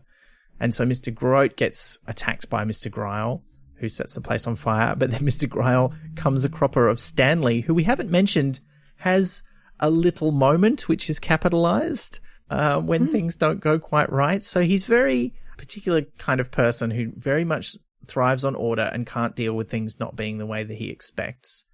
And I think he's clearly a very sympathetic character, and he's not really written to be ridiculed, because we love him and the plot and the book really loves him. And this is a nice contrast to the way sometimes Pratchett has written characters, where he's made a character trait a real source of jokes that feels quite mean. Like when he's written about particularly fat characters, he's often written a lot of mean fat jokes. But I don't feel like he's mean to Stanley. But there is this sort of idea that he's not quite right and that he can get violent. And, there's an element of that which is like, that's not a great way to portray someone, who's maybe neurodiverse, because the truth is most neurodiverse people, of course, are not dangerous to anyone, but there's a consistent way in which that they're presented in texts and in media where they are. But I think in this, he kind of has his cake and eats it too. Stanley is only ever gets sort of violent when his friends are threatened, and you kind of feel that in a way he's kind of justified. When his friend are threatened, Mr. Grote. Yeah, when his friend, that's true. He does only have the one. But that's what happens to Mr. Gryle. It's what slows him down. And what a beautiful way to show Stanley's transition from Pins to to stamps, in that like he has this bag of pins that he was previously so excited about, and instead he uses it to smack this monster in the face. Yeah. Like so hard that it has to go lick its wounds in the basement. Yeah. Basically, Stanley goes back and does what I imagine is the IT crowd thing where Moss says there's a fire and he's emailing the fire department to be like, there's a fire, and then like, keeps looking at it. He reads the regulations that like, see if you can escape. No, can't do that. Or remain calm. All right, just sit here and await either rescue or death. And he's like, well, guess that's it. And so he just sits there with Bro listening to the letter of the law. Meanwhile, Moist is coming back in. He rescues them, etc. The golems are on their way. He has a great scene with the doorbell where he's like, are you going to be like, don't go in? She's like, don't go in. It's dangerous. But if you do, it's all right. Yeah, that's right. And this is where he gives her a nickname as well. Although this is just after the fire, he gives her the nickname Spike, which I hate because I watched Buffy first, so I was like, no. Yeah. See, but for me, it goes back to Press Gang. Yes. I thought it was good. It's a good nickname. That suits Sarah. It's just because I've already got a character called Spike so drilled into my mind, I just can't see her as that. Fighting the fire is also one of the saddest parts of the book because that's when Anghammarad gets destroyed. 9,000-year-old golem who's waiting. Liz, Anghammarad believes time is a circle. Time is a flat circle. Time is a circle. Comes back around again. Liz used to say that all the time in the early episodes of this podcast. Now it's coming back to haunt us. Now that it's because time is a flat circle. Yeah. Yeah, there you go. That's how it works. But it's the thing, like, because like fire and water don't go together, and that's probably a theme of the book as well, like because of region. I won't explain it all, but yeah, there's that. But I feel like this is the real climax of the book. Like this is the sort of like, how is he going to get out of this? Like his post office has been mostly burned down. Doesn't it? I thought it felt like it solved the problem, which was they had millions of letters. A lot of them were like rotted and destroyed and impossible to deliver. But they'd also had this sort of commitment to the institution of the post office where they couldn't send them. So the only thing Terry Pratchett could do was have a big fire that will just kind of like solve the problem, and none of them will be morally culpable. Like, like it's not, it felt like a little bit of a Deus Ex Machina to kind of go, well, what are we going to do with these largely undeliverable letters? I mean, most of them are still there. Like a good half of the post office doesn't burn down. So there's still a lot of letters. But then not much else is said about them after like the... Well, that's true. But that's because, you're right. Like certainly even though they still exist and they no longer become the narrative problem. Yeah. So remember the first time I read this, I was like, is this book going to be them delivering these letters? Is that what this is going to be? I remember thinking, I was like, and I would have been perfectly happy with that because it's so in different ways, like the plot could shoot off. But I remember being like, this is like a long book and we're like this far in and they've got all these letters and then, oof, okay, that's going to happen. But yeah, it does solve that very well. It's going to turn into Kevin Costner's The Postman. I do like that this also forces Moist to give up his sort of ace in the hole of the buried money that he's kept from his various scams, which I think is also, like, it's interesting that that's a very different thing to a lot of con artist stories. Like, he talks about the fact that he could have spent it on lots of nice things, but for him, having the money wasn't the point, like having a nice life. Because his joy comes from the actual performance of it all, isn't it? Because in the book, every time, like, he's doing something big, that's when he's most enjoying it. He's like, I couldn't stop it even if I wanted to. And it's interesting as a writing technique as well that so often when he's making his big speeches or when he does his big thing, like when basically his plan is to write letters to 4 different gods to see if they'll give him a very specific amount of money. And we as readers don't get to see that play out. It's in fact told back to him through veterinary after it's happened. And this happens a few times throughout the book. Like we don't hear him make the speech to the postman. We hear about it afterwards when Mr. Pump is telling it to him. And it's almost as though his brain clicks into a different place when he's performing this role. And I thought that was interesting. That is interesting. And, in a lot of con artist films, they do love what they do, but it's also about the money. They go off into the sunset and they're filthy rich, or they have to do another scam because they've spent all the money from their previous scams, or they got caught and they don't have the money anymore. Like, that seems to be part of so many of those stories. And yet here, he's got it safely stashed away and he needs it to do the right thing. There was a saying which I remembered, and I go, there's this really pithy saying. I can't remember where I read it, but it was that for con artists, they'd rather live like a millionaire than be one. which is, you know, and I was like, oh, that's really good. And so while she was talking, I'll Google that and see where it's from. And you know where it's from? A little book called Chasing the Ace by Nicholas J. Johnson. I was like, you wrote it. Just getting that in there. Me from 5 years ago is very clever. Wow, time is a flat circle. Time is a flat circle. Quoting myself. You missed an amazing piece of self-promotion by Mr. Nicholas J. Johnson for his book Chasing the Ace, probably still available. Yes. In many bookstores, or at least by special order. Yeah. There was a fire, though, so unfortunately a lot of them have been... oh, no. conveniently destroyed. They realise that, first of all, they can't prove guilt as the one who's burned down this post office. And secondly... They can't prove his guilt. Yeah, exactly. Nice. And they also know that guilt will definitely be able to leverage public opinion to stop Vetinari spending public money on rebuilding it, because he'll be like, it's useless. You don't need it. You've got the Grand Trunk. And they're like, yeah, we'll never do it. So Moist is like, I'm going to need my own money to do this.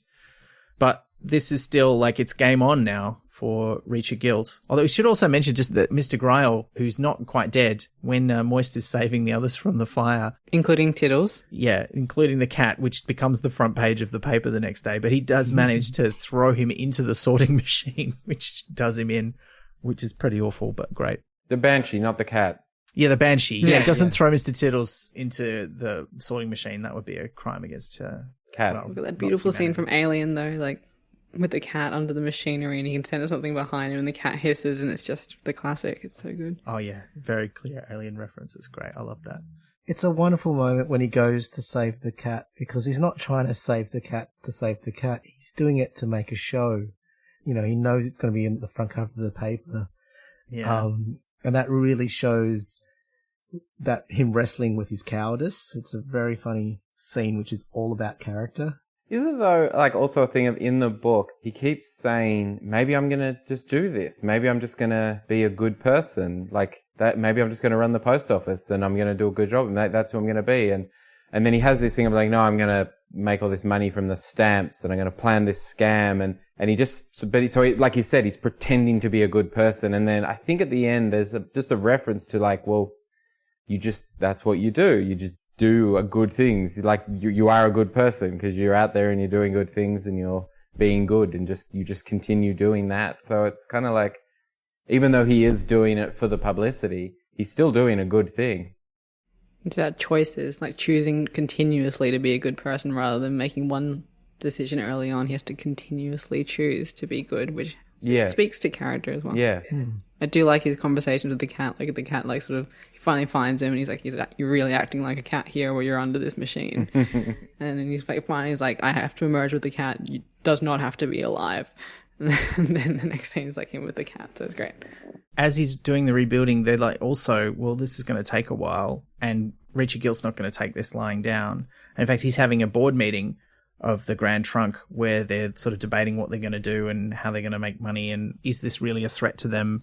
And where the one last engineer who's really serious and who's still working for them is pleading for them, can we have the hour of the dead back, which is the hour where they would turn off the Clacks Towers in the middle of the night to do maintenance? And they're like, no.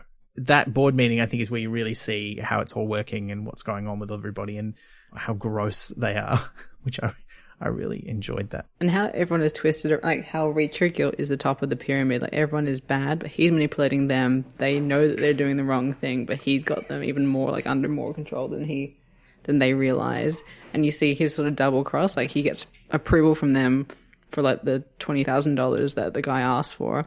The guy comes in, he's like, they'll only give you $2,500.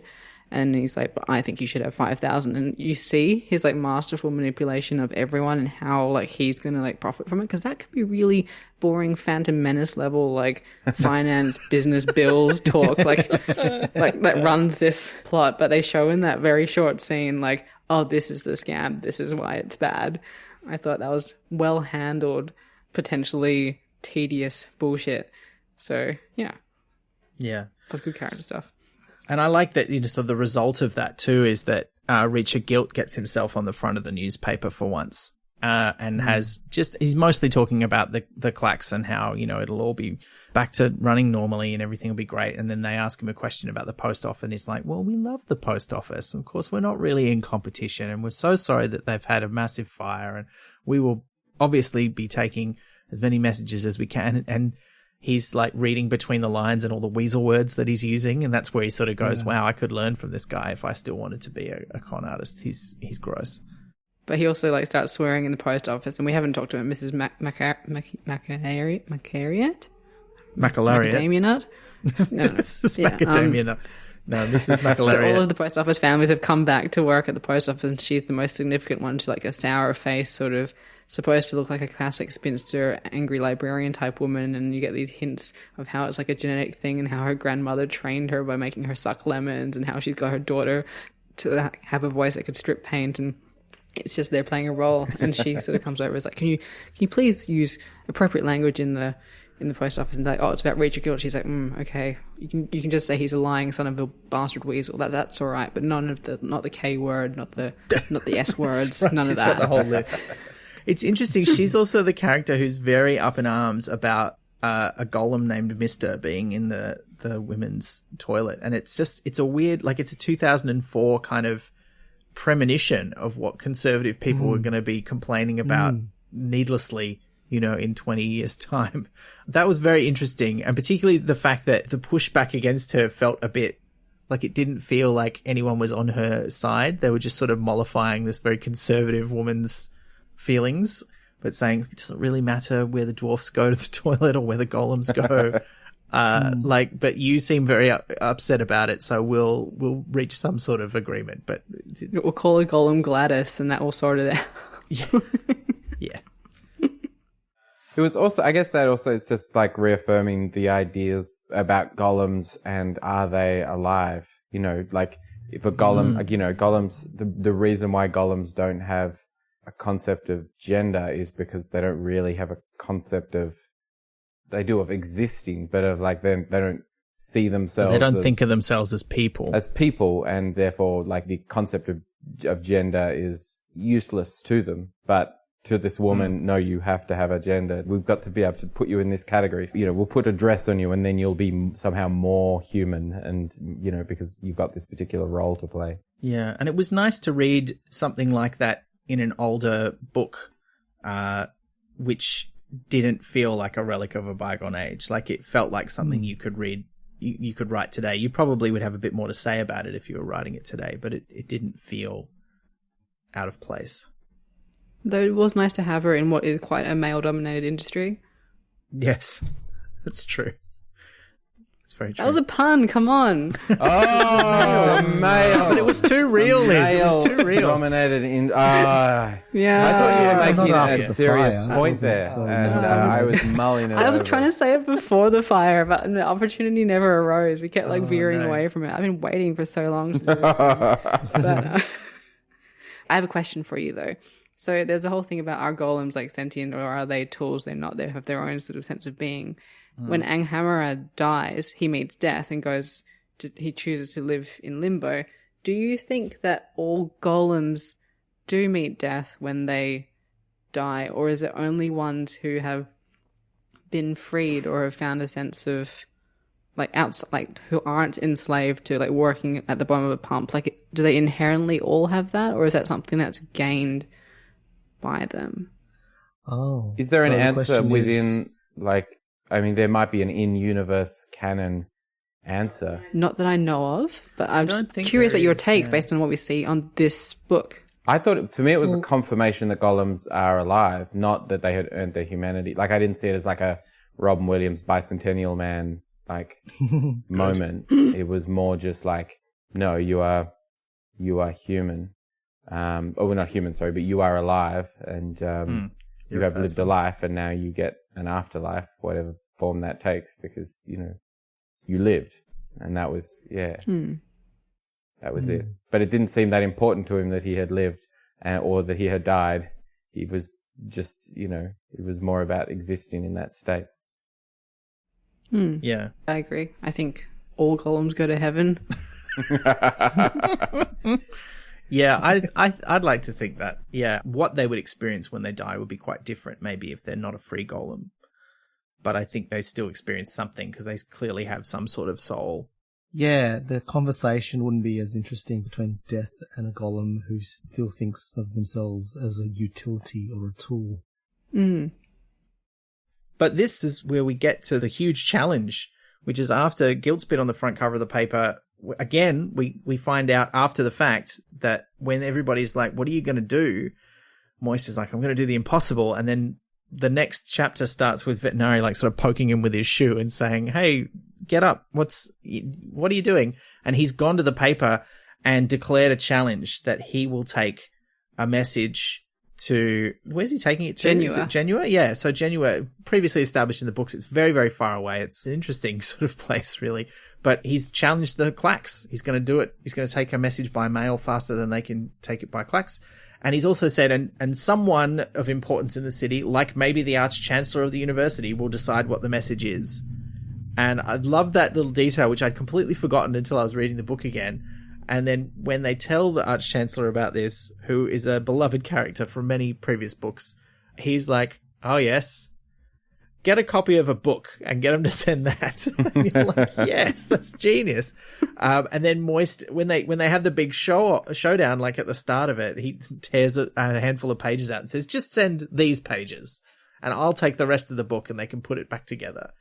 And it's still going to take them ages to get started because they have to code all these pictures into Clacks algorithms and stuff. It's like, I loved that. It was so good.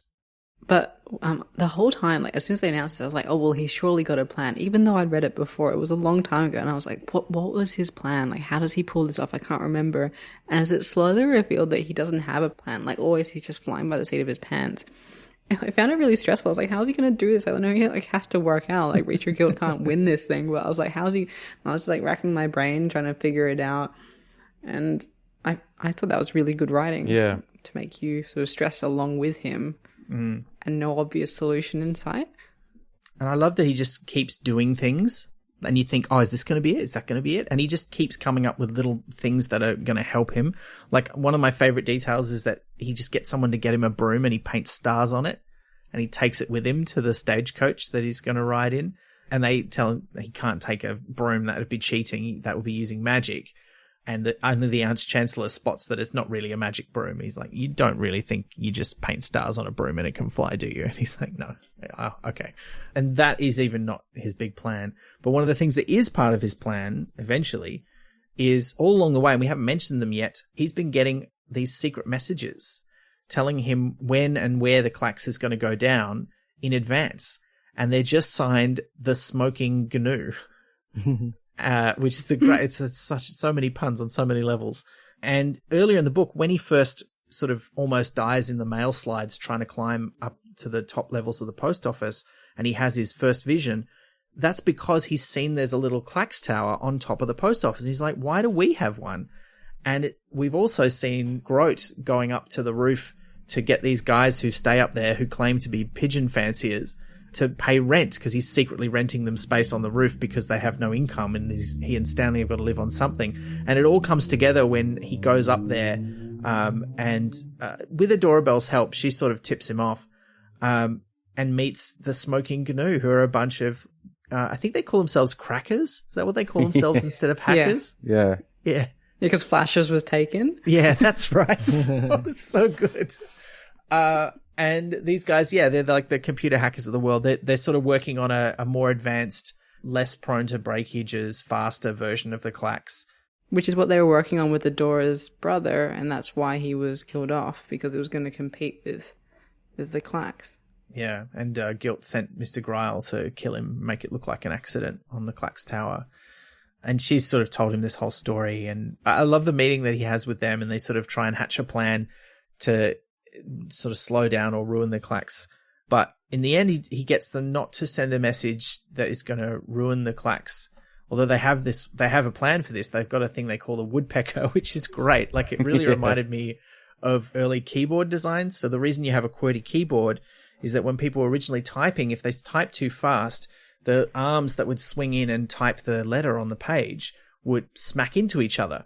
And so to slow people down and also to arrange the keys in a way where that would be unlikely to happen, they arranged the letters in the QWERTY arrangement. And so even if you're typing fast, the letters that you typed most often would not be next to each other, so they wouldn't be smacking into each other. And this reminded me of this because the woodpecker is this signal that they send that means that they open the shutters on one side of the thing and then they open the shutters on the other side of the thing, and they do it repeatedly so that the thing that sends the messages rocks and falls off the top and ruins the tower, which I really liked. Yeah, that was very clever. Pratchett was a massive nerd, particularly for computer stuff. He loved technology. So I think he would have had a hugely, hugely good time figuring out how to make all this stuff work. Have you guys played the Clax board game? I have a copy, and I haven't played it, but I've heard it's good. All right, we're going to have to play. Yeah. We will have to play it. We're hoping we will do like some episodes about the board games. I've currently got 3 or 4 of them. I'm hoping to get the other couple of Discworld-based board games. So do people have to play that board game sitting up on the roofs of their houses? Yeah. With a safety line clipped on. Yeah. Opening the shutters and yeah. I think they do. 1 in 4 people die playing it. It's great. Now I have to play it. I'm very excited. But comes back nicely to a point from earlier about the doorbell not being a damsel in distress, because she kind of provides the solution, like the elegant solution to it. Not like it's his idea, but instead of doing the woodpecker, he decides to send a message instead, which he couldn't have done without the notebooks she has at her house. So I thought that was kind of a nice sort of flipping of that. And I did like, too, that in that scene, he comes clean to her and doesn't have any expectations of anything from her, except that hopefully she will still help him take down the Grand Trunk. Like, he basically assumes that this is it for any relationship that we're going to have, because the reason that she's working for the Golem Trust is she got fired from the bank in Quirm she used to work for because she passed a forged bill, and he was the one who forged it. And he comes clean to her about that and tells her about his past as a con man, and she's like, okay. And he's like, but if you help me, I can still take him down. And she's like, all right. And you're not, even though I knew what happened in the end of the book, I was still at that point going, well, they might not get together now. Like, that's pretty full on. It does all sort of come to, like, we've skipped past the big sort of showboating about heading off on the journey and tearing out the pages and stuff. But, like, I do like that all sort of, they come into this party at the Unseen University to see how it's all playing out. And they've got this basically like a video link where they go through this whole thing of explaining how it's orbs that point at the things. And there's a good Lord of the Rings joke about how they keep just seeing that fiery burning eye. And that's not what they're looking for. Yeah. There's a few good Lord of the Rings references in this, actually. Yeah. But they finally get the video link working, and Mr. Collarbone, who's out, basically, who's been sent to the far reaches of the disc because he has bad breath. That's right. And the university doesn't want to be around him, and he turns out to be allergic to all the things he's researching. He's having a grim time. He's like, I have received a message, and it is from the Clax, and the Clax people and all the finance people are like, see, look, we beat the post office. He's like, I don't think this is the message, and it turns out that it's basically an accusation told in the voices of all the dead Claxmen about all of the crimes of the Grand Trunk. And so you get to kind of see everyone reacting to it because all of the key players are in the room, like an Agatha Christie ending. Like, everyone's there hearing the accusations being leveled, and you see them all trying to like deny it or set up their insanity defense or reach a guilt, just hecking off, just ghosting, He's just gone, Irish farewelling the way out of there when he sees his numbers up. I kind of like that the solution to the race was to make the race moot. Like, the race is irrelevant because there's a worse thing going on. So I do find it strange that when he gets the guys that's in the message, they're like, oh, that was evil. And he's like, yeah, it'd take a real bastard of a guy to come up with that. I'm like, is it that, like, am I a bad person if I think it wasn't that bad that he, like, sort of talked on behalf of the dead people? Because it was... like, it wasn't dishonoring them, I don't think. In fact, it was trying to get justice for these people who've died. Like, sure, it's putting words in their mouth, but it's not evil. I thought he could have done something, like, way worse. Yeah, no, I didn't think it was that bad either. Yeah, I get where you're coming from. I kind of bought into that everyone did think it was evil. And I kind of guess they felt... For me, they felt it was like he was pretending to be a medium who was talking to, you know, someone's dead relative. And even if he was doing it and being nice... because it wasn't genuine, it was gross.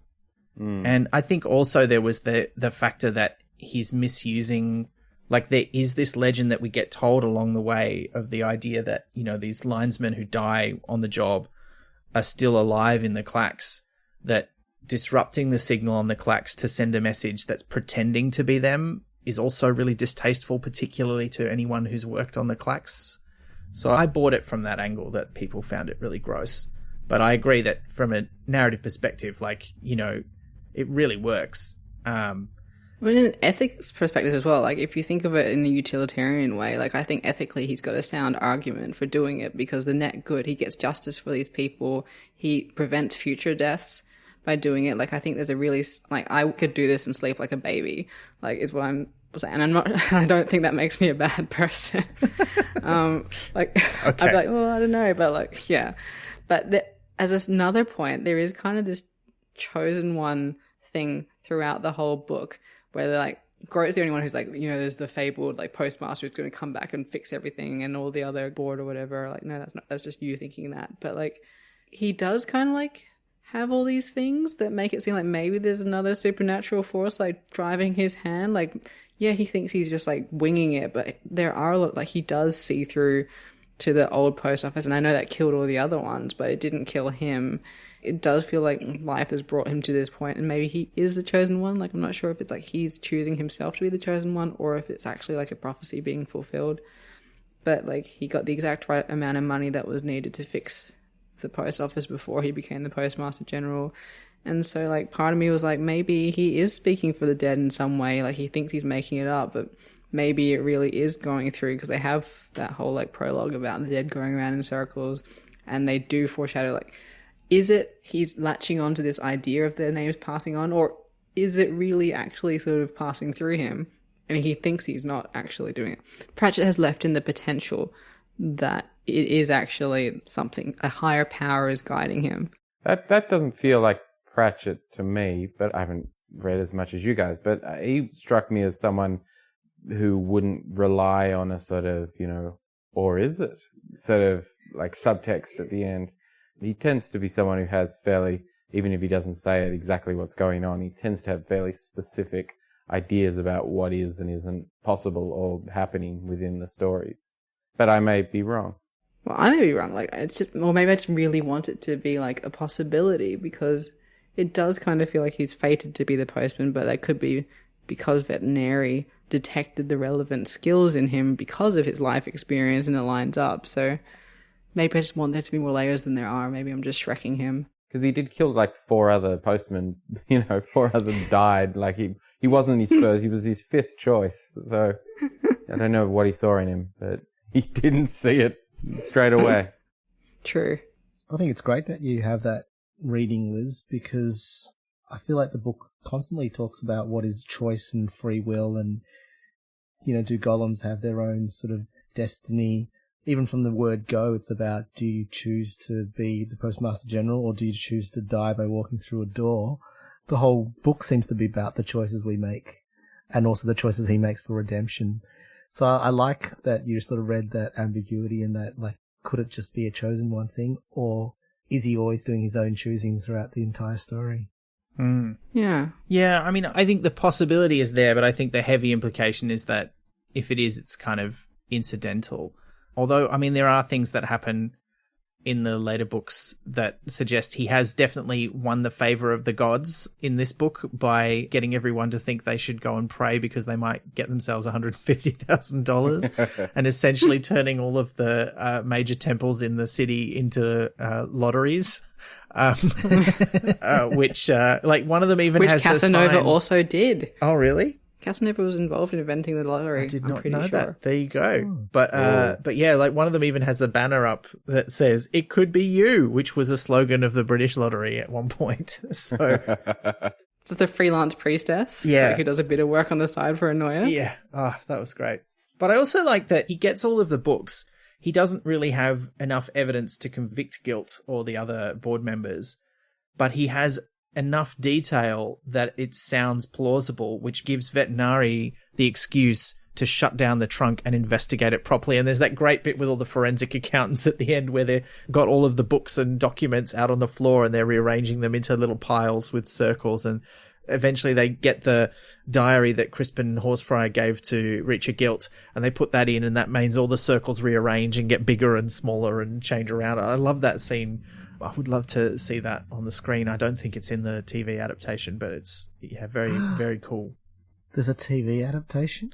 There is. Yeah, you could have just watched that and not have to read Was it any good? It is I haven't actually seen it. pretty good. What? Who said they haven't seen it? Liz, you haven't seen it?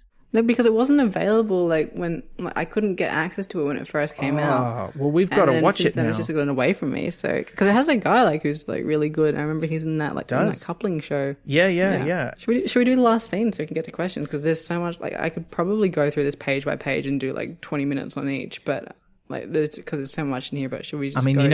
You know, it's a good book when you can't fit all of it into a podcast that regularly goes for 2.25 hours. So, we're doing all right. But yes, we should get to the end and how it all finishes up because, Reacher Guilt does run off. The other co-conspirators get arrested and investigated by veterinary and everyone. Mr. Pump gets a new chem, and that is sending him after Reacher Guild, who seems to have done a bit better in terms of escape than Moist did. But I mean, he's the better con man, as has been said all along. He had a head start as well. The financiers have taken out hits on him from the Assassin's Guild. But it circles back to the scene where he finds himself in a seat in front of veterinary, and he's insisting that he's someone else. He's like, no, I'll give you a choice. And I found this really interesting. He offers him a job. He's like, the mint needs new eyes, fresh blood. We think this will be interesting. And I thought that was really fascinating because earlier on, he does do this sort of little monologue about what money is and what people think money is about. So he does have the ability to do that. But he immediately, when he's offered the choice, he chooses the door, as is implied. Reach is supposedly the better con man, but Moist is the only one who's suspicious enough to go and check the door, whereas Reacher has this inner confidence or belief that he's better than other people. So he doesn't even do that. He just goes, I'm going to call your bluff, and just goes out the door and he's dead. And you're like, oh, yeah. What a dick. To be honest, I did find the whole, he's we are of a kind stuff a little on the nose. The idea of, the business person who is the real con artist and the criminal isn't, it just felt, because they kept coming back to it, it felt a little tired to me. We get it, capitalism is bad. Yeah. Yeah. No, we understand. Wait, what? Manipulating the system. I got a little bit tired of that. That's fair enough. That's very fair.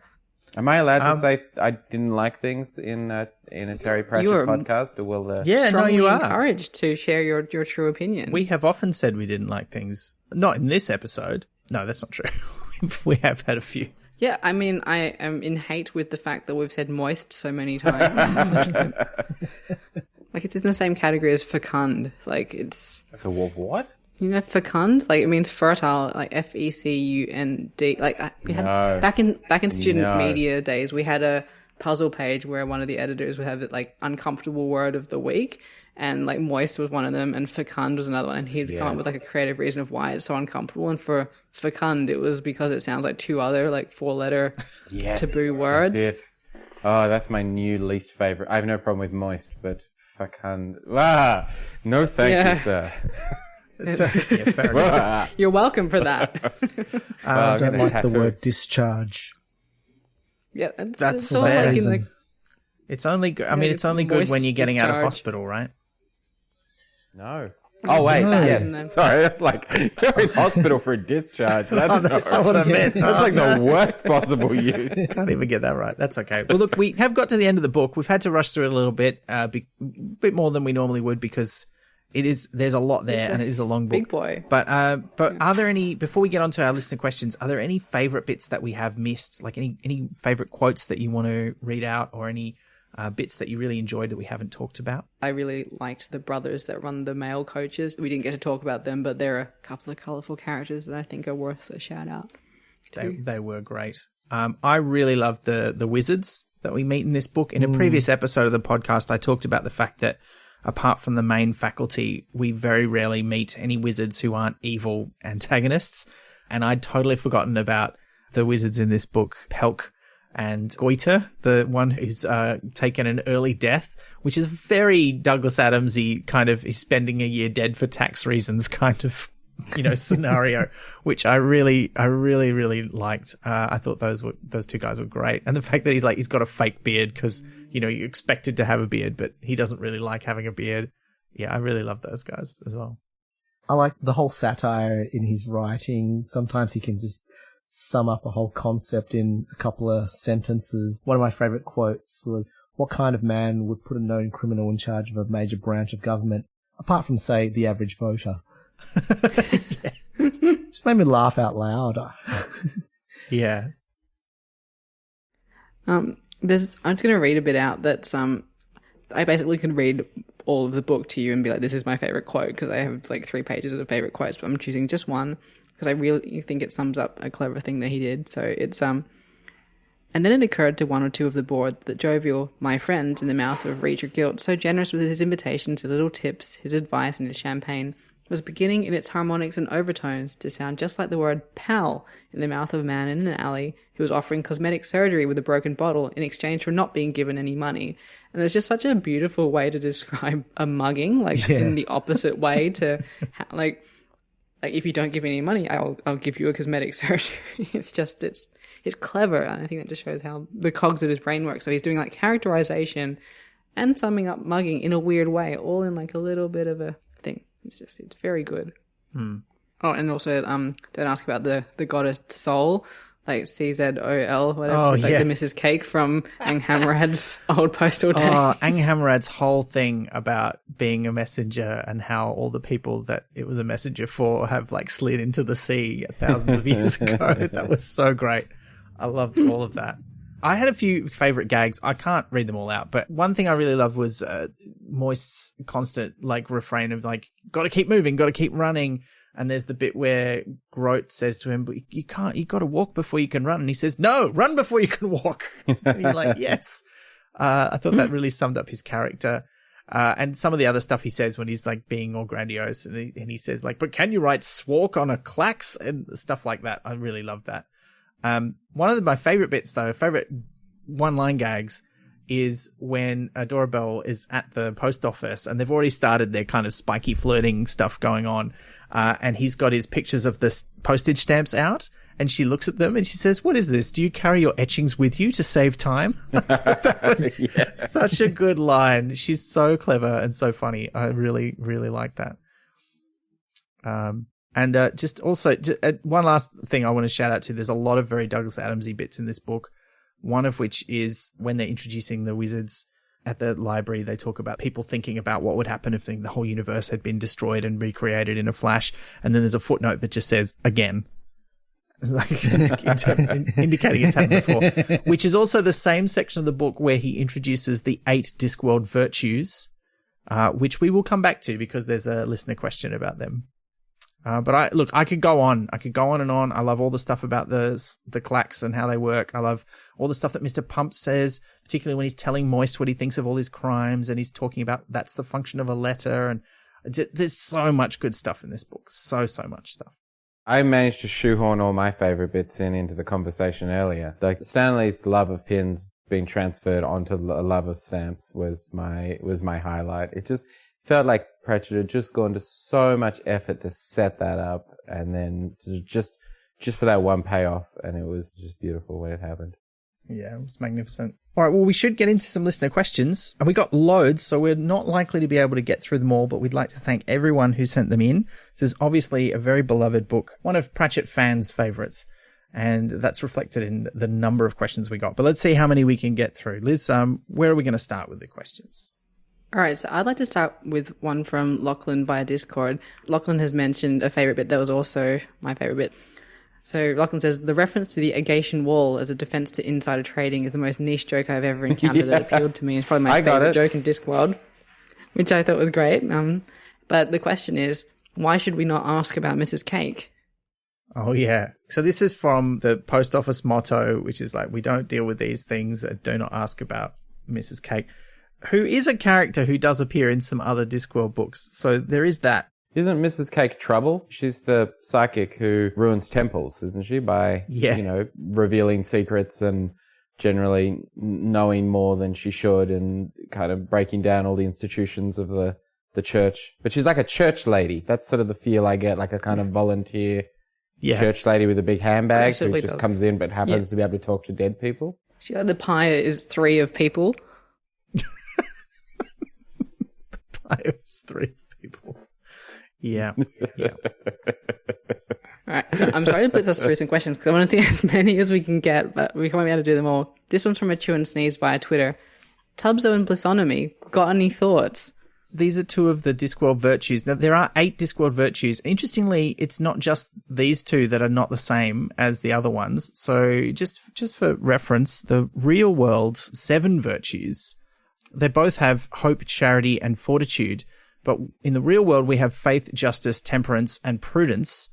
But those 4 do not appear on the Discworld. On the Discworld, they have hope, charity, fortitude, silence, patience, chastity, Tubzo, and Blissonomy.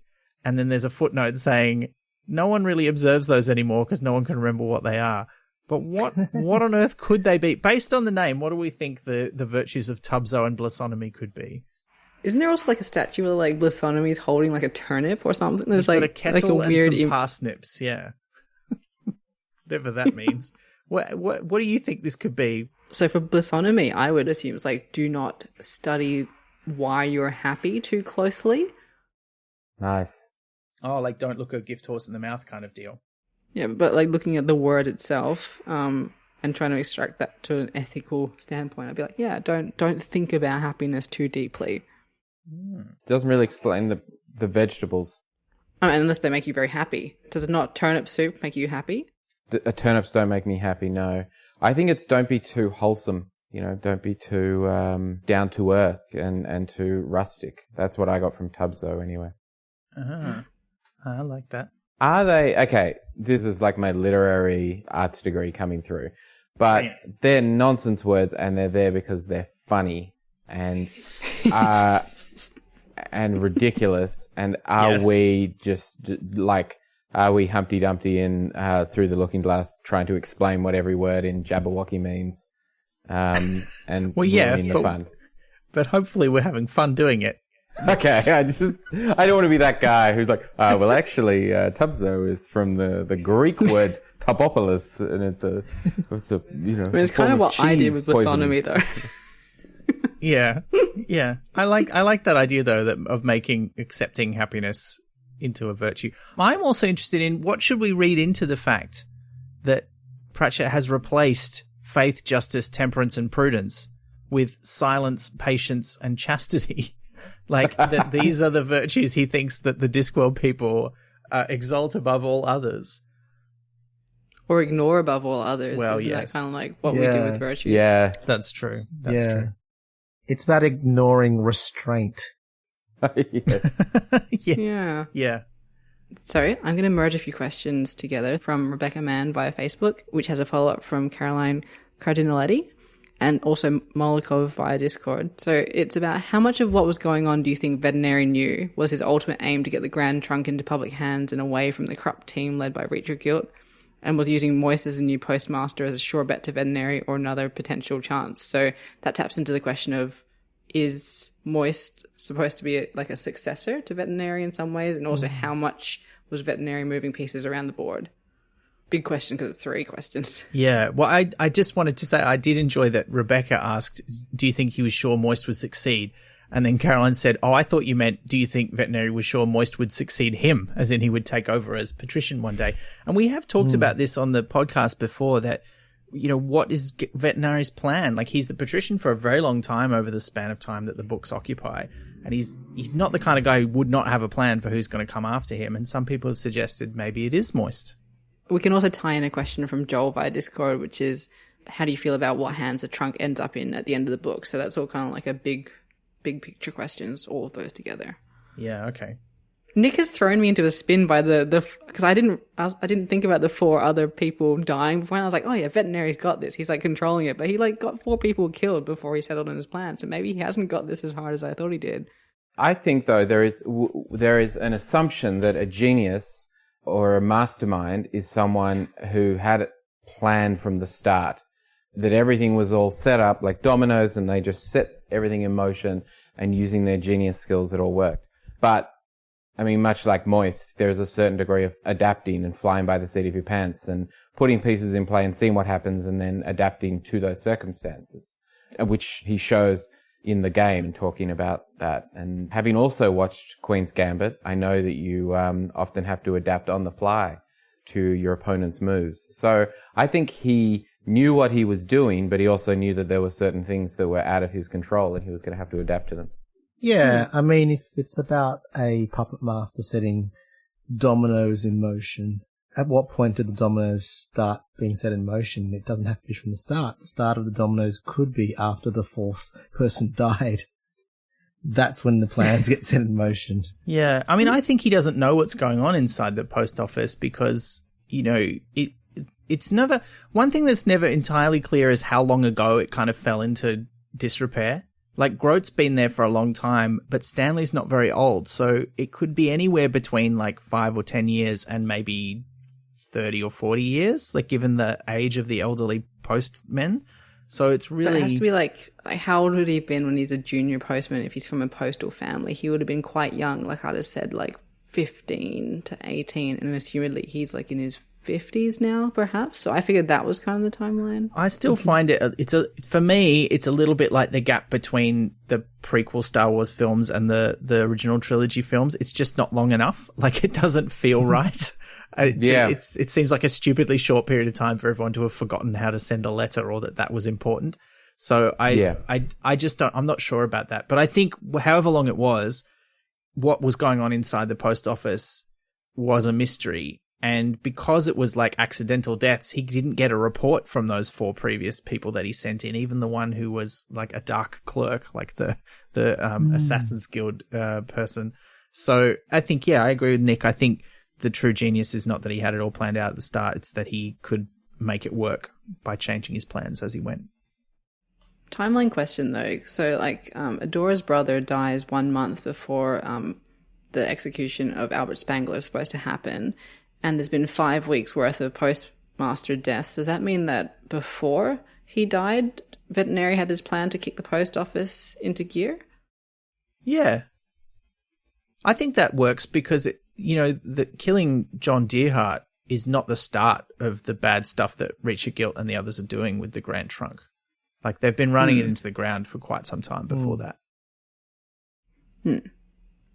And how do you feel about where the Grand Trunk ended up, whose hands it ended up in?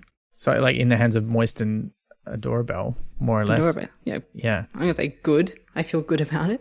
Yeah, I feel good about it. Is it still to be run as a business? That's a little bit up in the air, isn't it? Because the idea is that the post office is kind of offered to take it over, and then they're like, no, I think it should be... Yeah, so I think that's left a little bit up in the air in this book. Because there's sort of a sense I got that a lot of it was publicly owned versus privately owned, and what is better. And the Clacks is, in most situations, better than the post office. What the post office has going for it is a sense... But you can't write Swalk on a Clacks, Nick. Exactly, yeah, but it's the romance of it, and whereas the Clacks is just much more efficient, and with exceptions.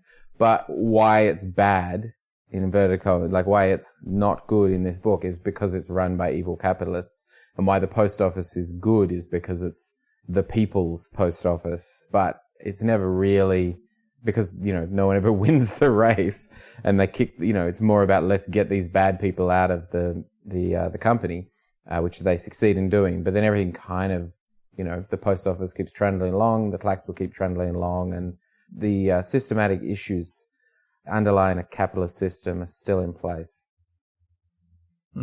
Thanks, true. Bernie Sanders.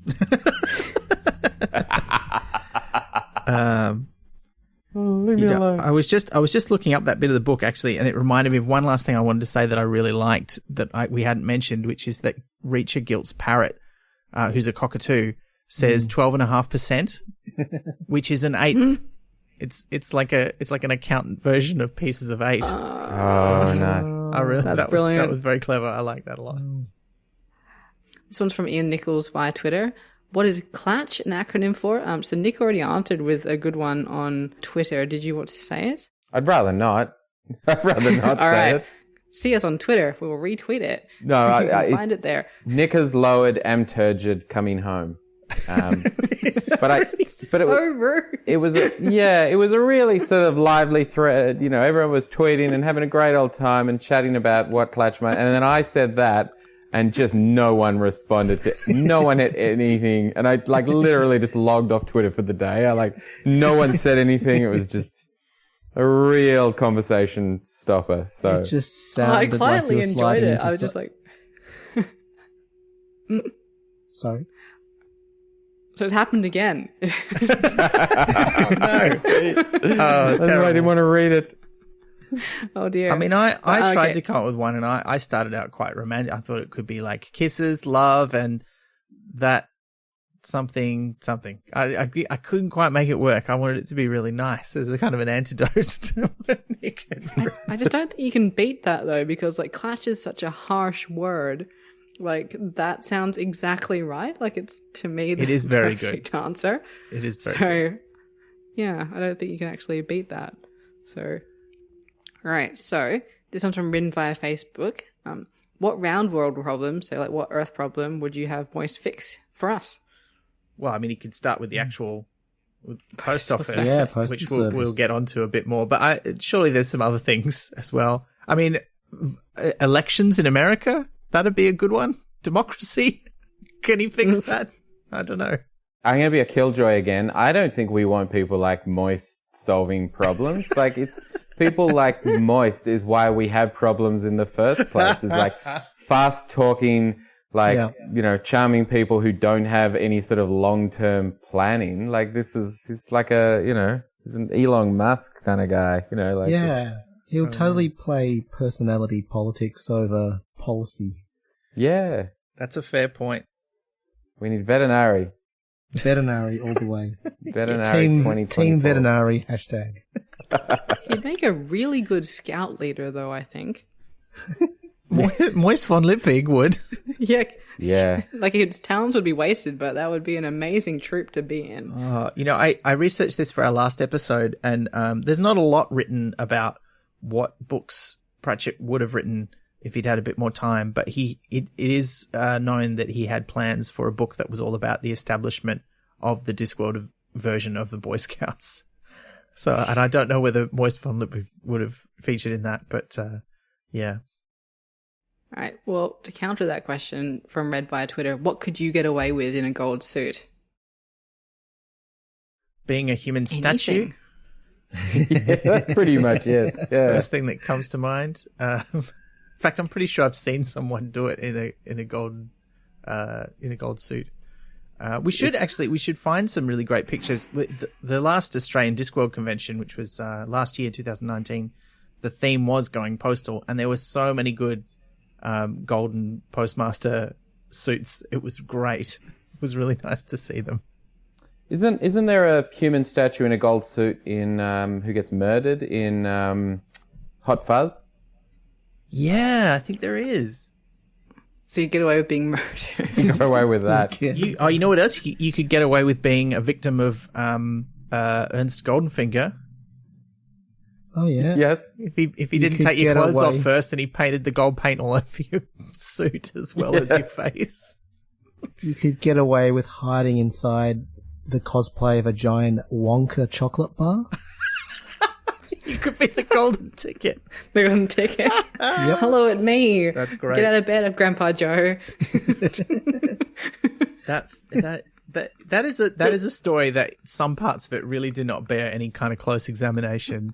That's where you need a bit of blissonomy. You don't question the happiness you get from watching Charlie and the Chocolate Factory. I'll stop being so tubso about things. Yeah, so tubso. Yeah. I don't know, as performers, do you reckon, if someone in a gold suit just confidently walked backstage, would you stop them? No. In any performance space? No, you wouldn't. Confidently? No. You get away with, I don't know so much that you get away with things, but people would not remember what you look like. And I think that's touched on in the book. And it's a similar kind of thing where, later writers in Doctor Who have explained the Sixth Doctor's coat, which is this sort of amazing collection of all these clashing colours and fabrics.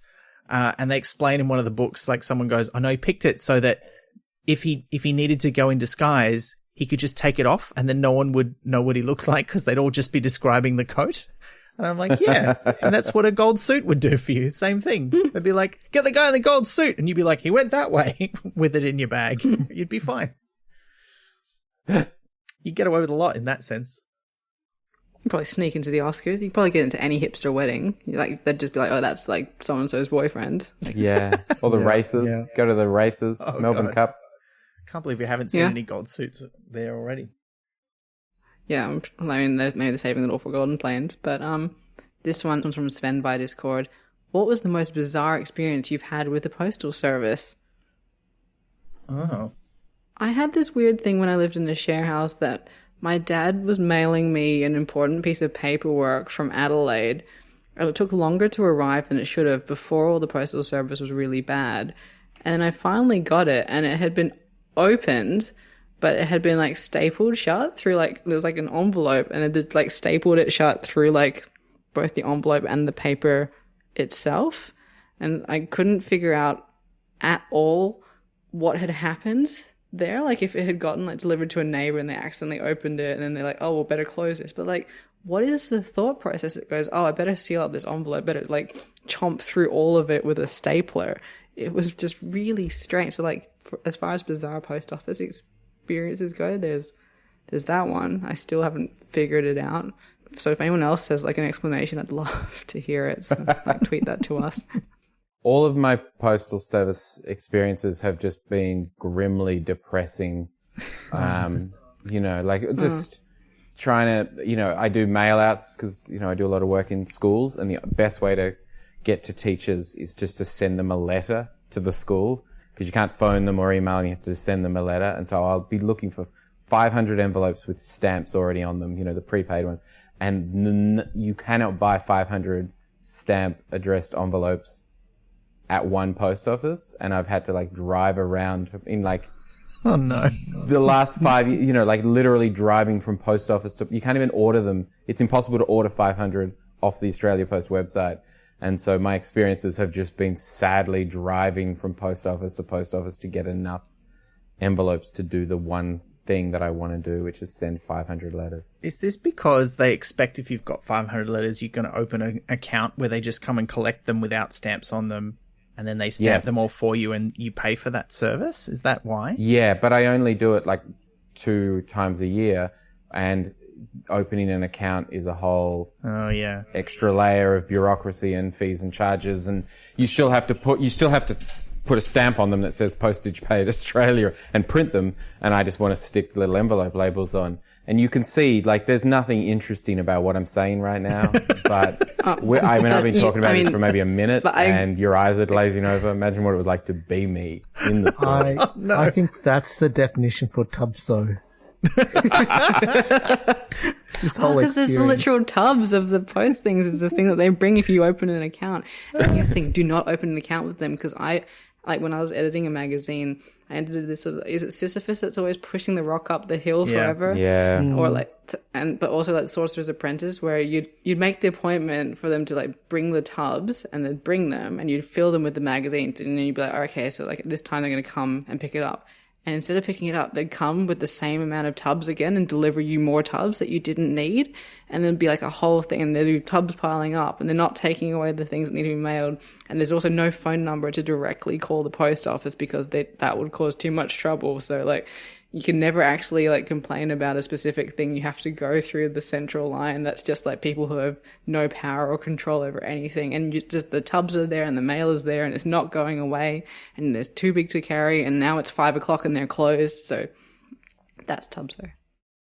Yeah. Okay.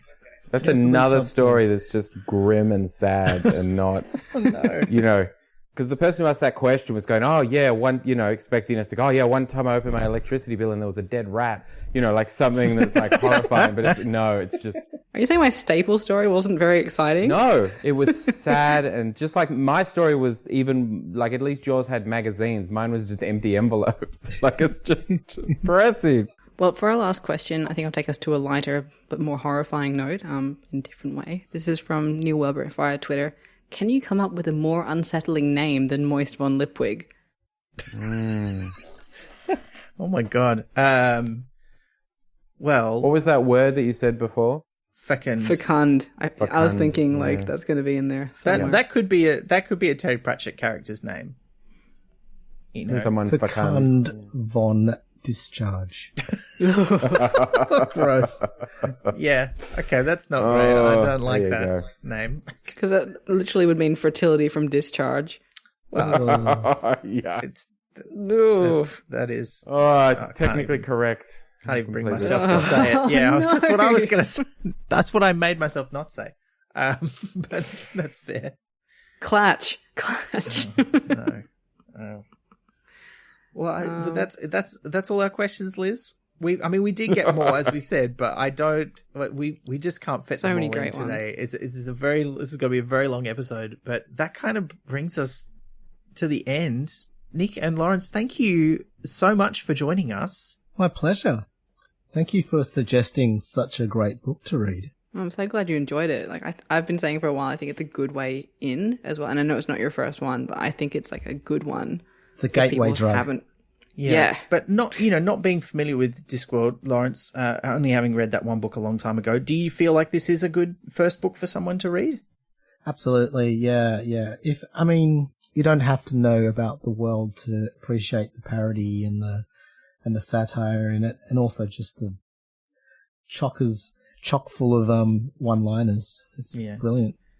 Yeah. I think it cleverly uses a lot of stuff from the previous books, but without you needing to know that that's what's happening. But there's lots of nice little Easter eggs and references for people who do know them. So yeah, I think it works really well. But thank you both very much. What are you up to at the moment? Like, I know this is a question that I don't like asking in the year of 2020, but I do know that both of you are doing things. Like, Nick, you published a book this year. I did, yeah. I have a new book. It is in bookshops right now. It is called Tricky Nick, and it is the completely true story of how I became the greatest magician in the world. So it's aimed at young readers, and it's a book about my adventures as a boy magician. I am really excited to read it. I still haven't read it yet. I feel like this is an omission on my part, but I'm excited. I'm excited to get into it. And Lawrence, you've been doing some performances. Yeah, I've done some online virtual performances because, as similar to places all around the world, theatres are currently closed due to a pandemic that seems to be happening. I've done some virtual performances of my show called Connected, which is kind of a show dedicated to people who are in lockdowns or people experiencing being physically separated from one another. And I use a lot of mind games, experiments, mentalism to kind of bridge that gap between people and complete strangers by doing a show through a screen, essentially. So yeah, it's a Zoom show. And I have seen very cool. the final show, and it is very good. So next time it's on, you should check it out. Where can people find both of you if they want to find out more about what you've been up to and what you're doing next? On the internet. Yeah. Follow me at Facebook. I'm sure that you'll put some links in the We in the will. show We'll notes for have this. links to both of you in the show notes. Absolutely. Facebook, Twitter, Instagram. Don't have a TikTok. Me neither. Is that just slang for clacks? Is that what that means? Yeah, clacks. It's just clacks. Clacks with a bunch. It's semaphore with dancing. Great. That's great. And look, we'd also like to thank all of you for listening and for supporting the podcast. You can do that on our website if you like. You can find out all about how you can support us. You can do that with actual money if you want to, or you can do it just by telling a friend who likes Terry Pratchett books, or maybe a friend who doesn't yet like Terry Pratchett books, and you can recommend them one and then say, and if you like it, listen to this podcast. Whatever you do, we appreciate that you're listening, and we hope that you will tune in next time when we're going to make up for the fact that we haven't been able to do any live shows this year by doing a short story episode. It's also so I can have a bit of a break as I'll have just moved house. But we'll have our first international guest, Mark Burrows, author of the biography The Magic of Terry Pratchett. And together we'll be talking about the short story from 1998, The Sea and Little Fishes, the third Discworld short story featuring the witches. You'll find it in the short fiction anthology, A Blink of the Screen. But until next time, please remember that you can't seal a podcast with a kiss. You've been listening to Pratchett, the monthly Terry Pratchett Book Club podcast with Pratchetters Elizabeth Flux, Ben McKenzie, that's me, and guests Nicholas J. Johnson and Lawrence Leung. Pratchett is produced and edited by me, with music by David Ashton of Sample and Hold Studios. You can find us on Twitter, Instagram and Facebook at Pratchett Podcast, and listen to past episodes and support the production of new ones via pratchettpodcast.com. Join the conversation for this episode using the hashtag Pratchett38. Pratchett is brought to you by Splendid Chaps Productions. We make entertainment for your ears, like the Doctor Who podcast Splendid Chaps and time travel comedy series Night Terrors. To find out more, visit splendidchaps.com.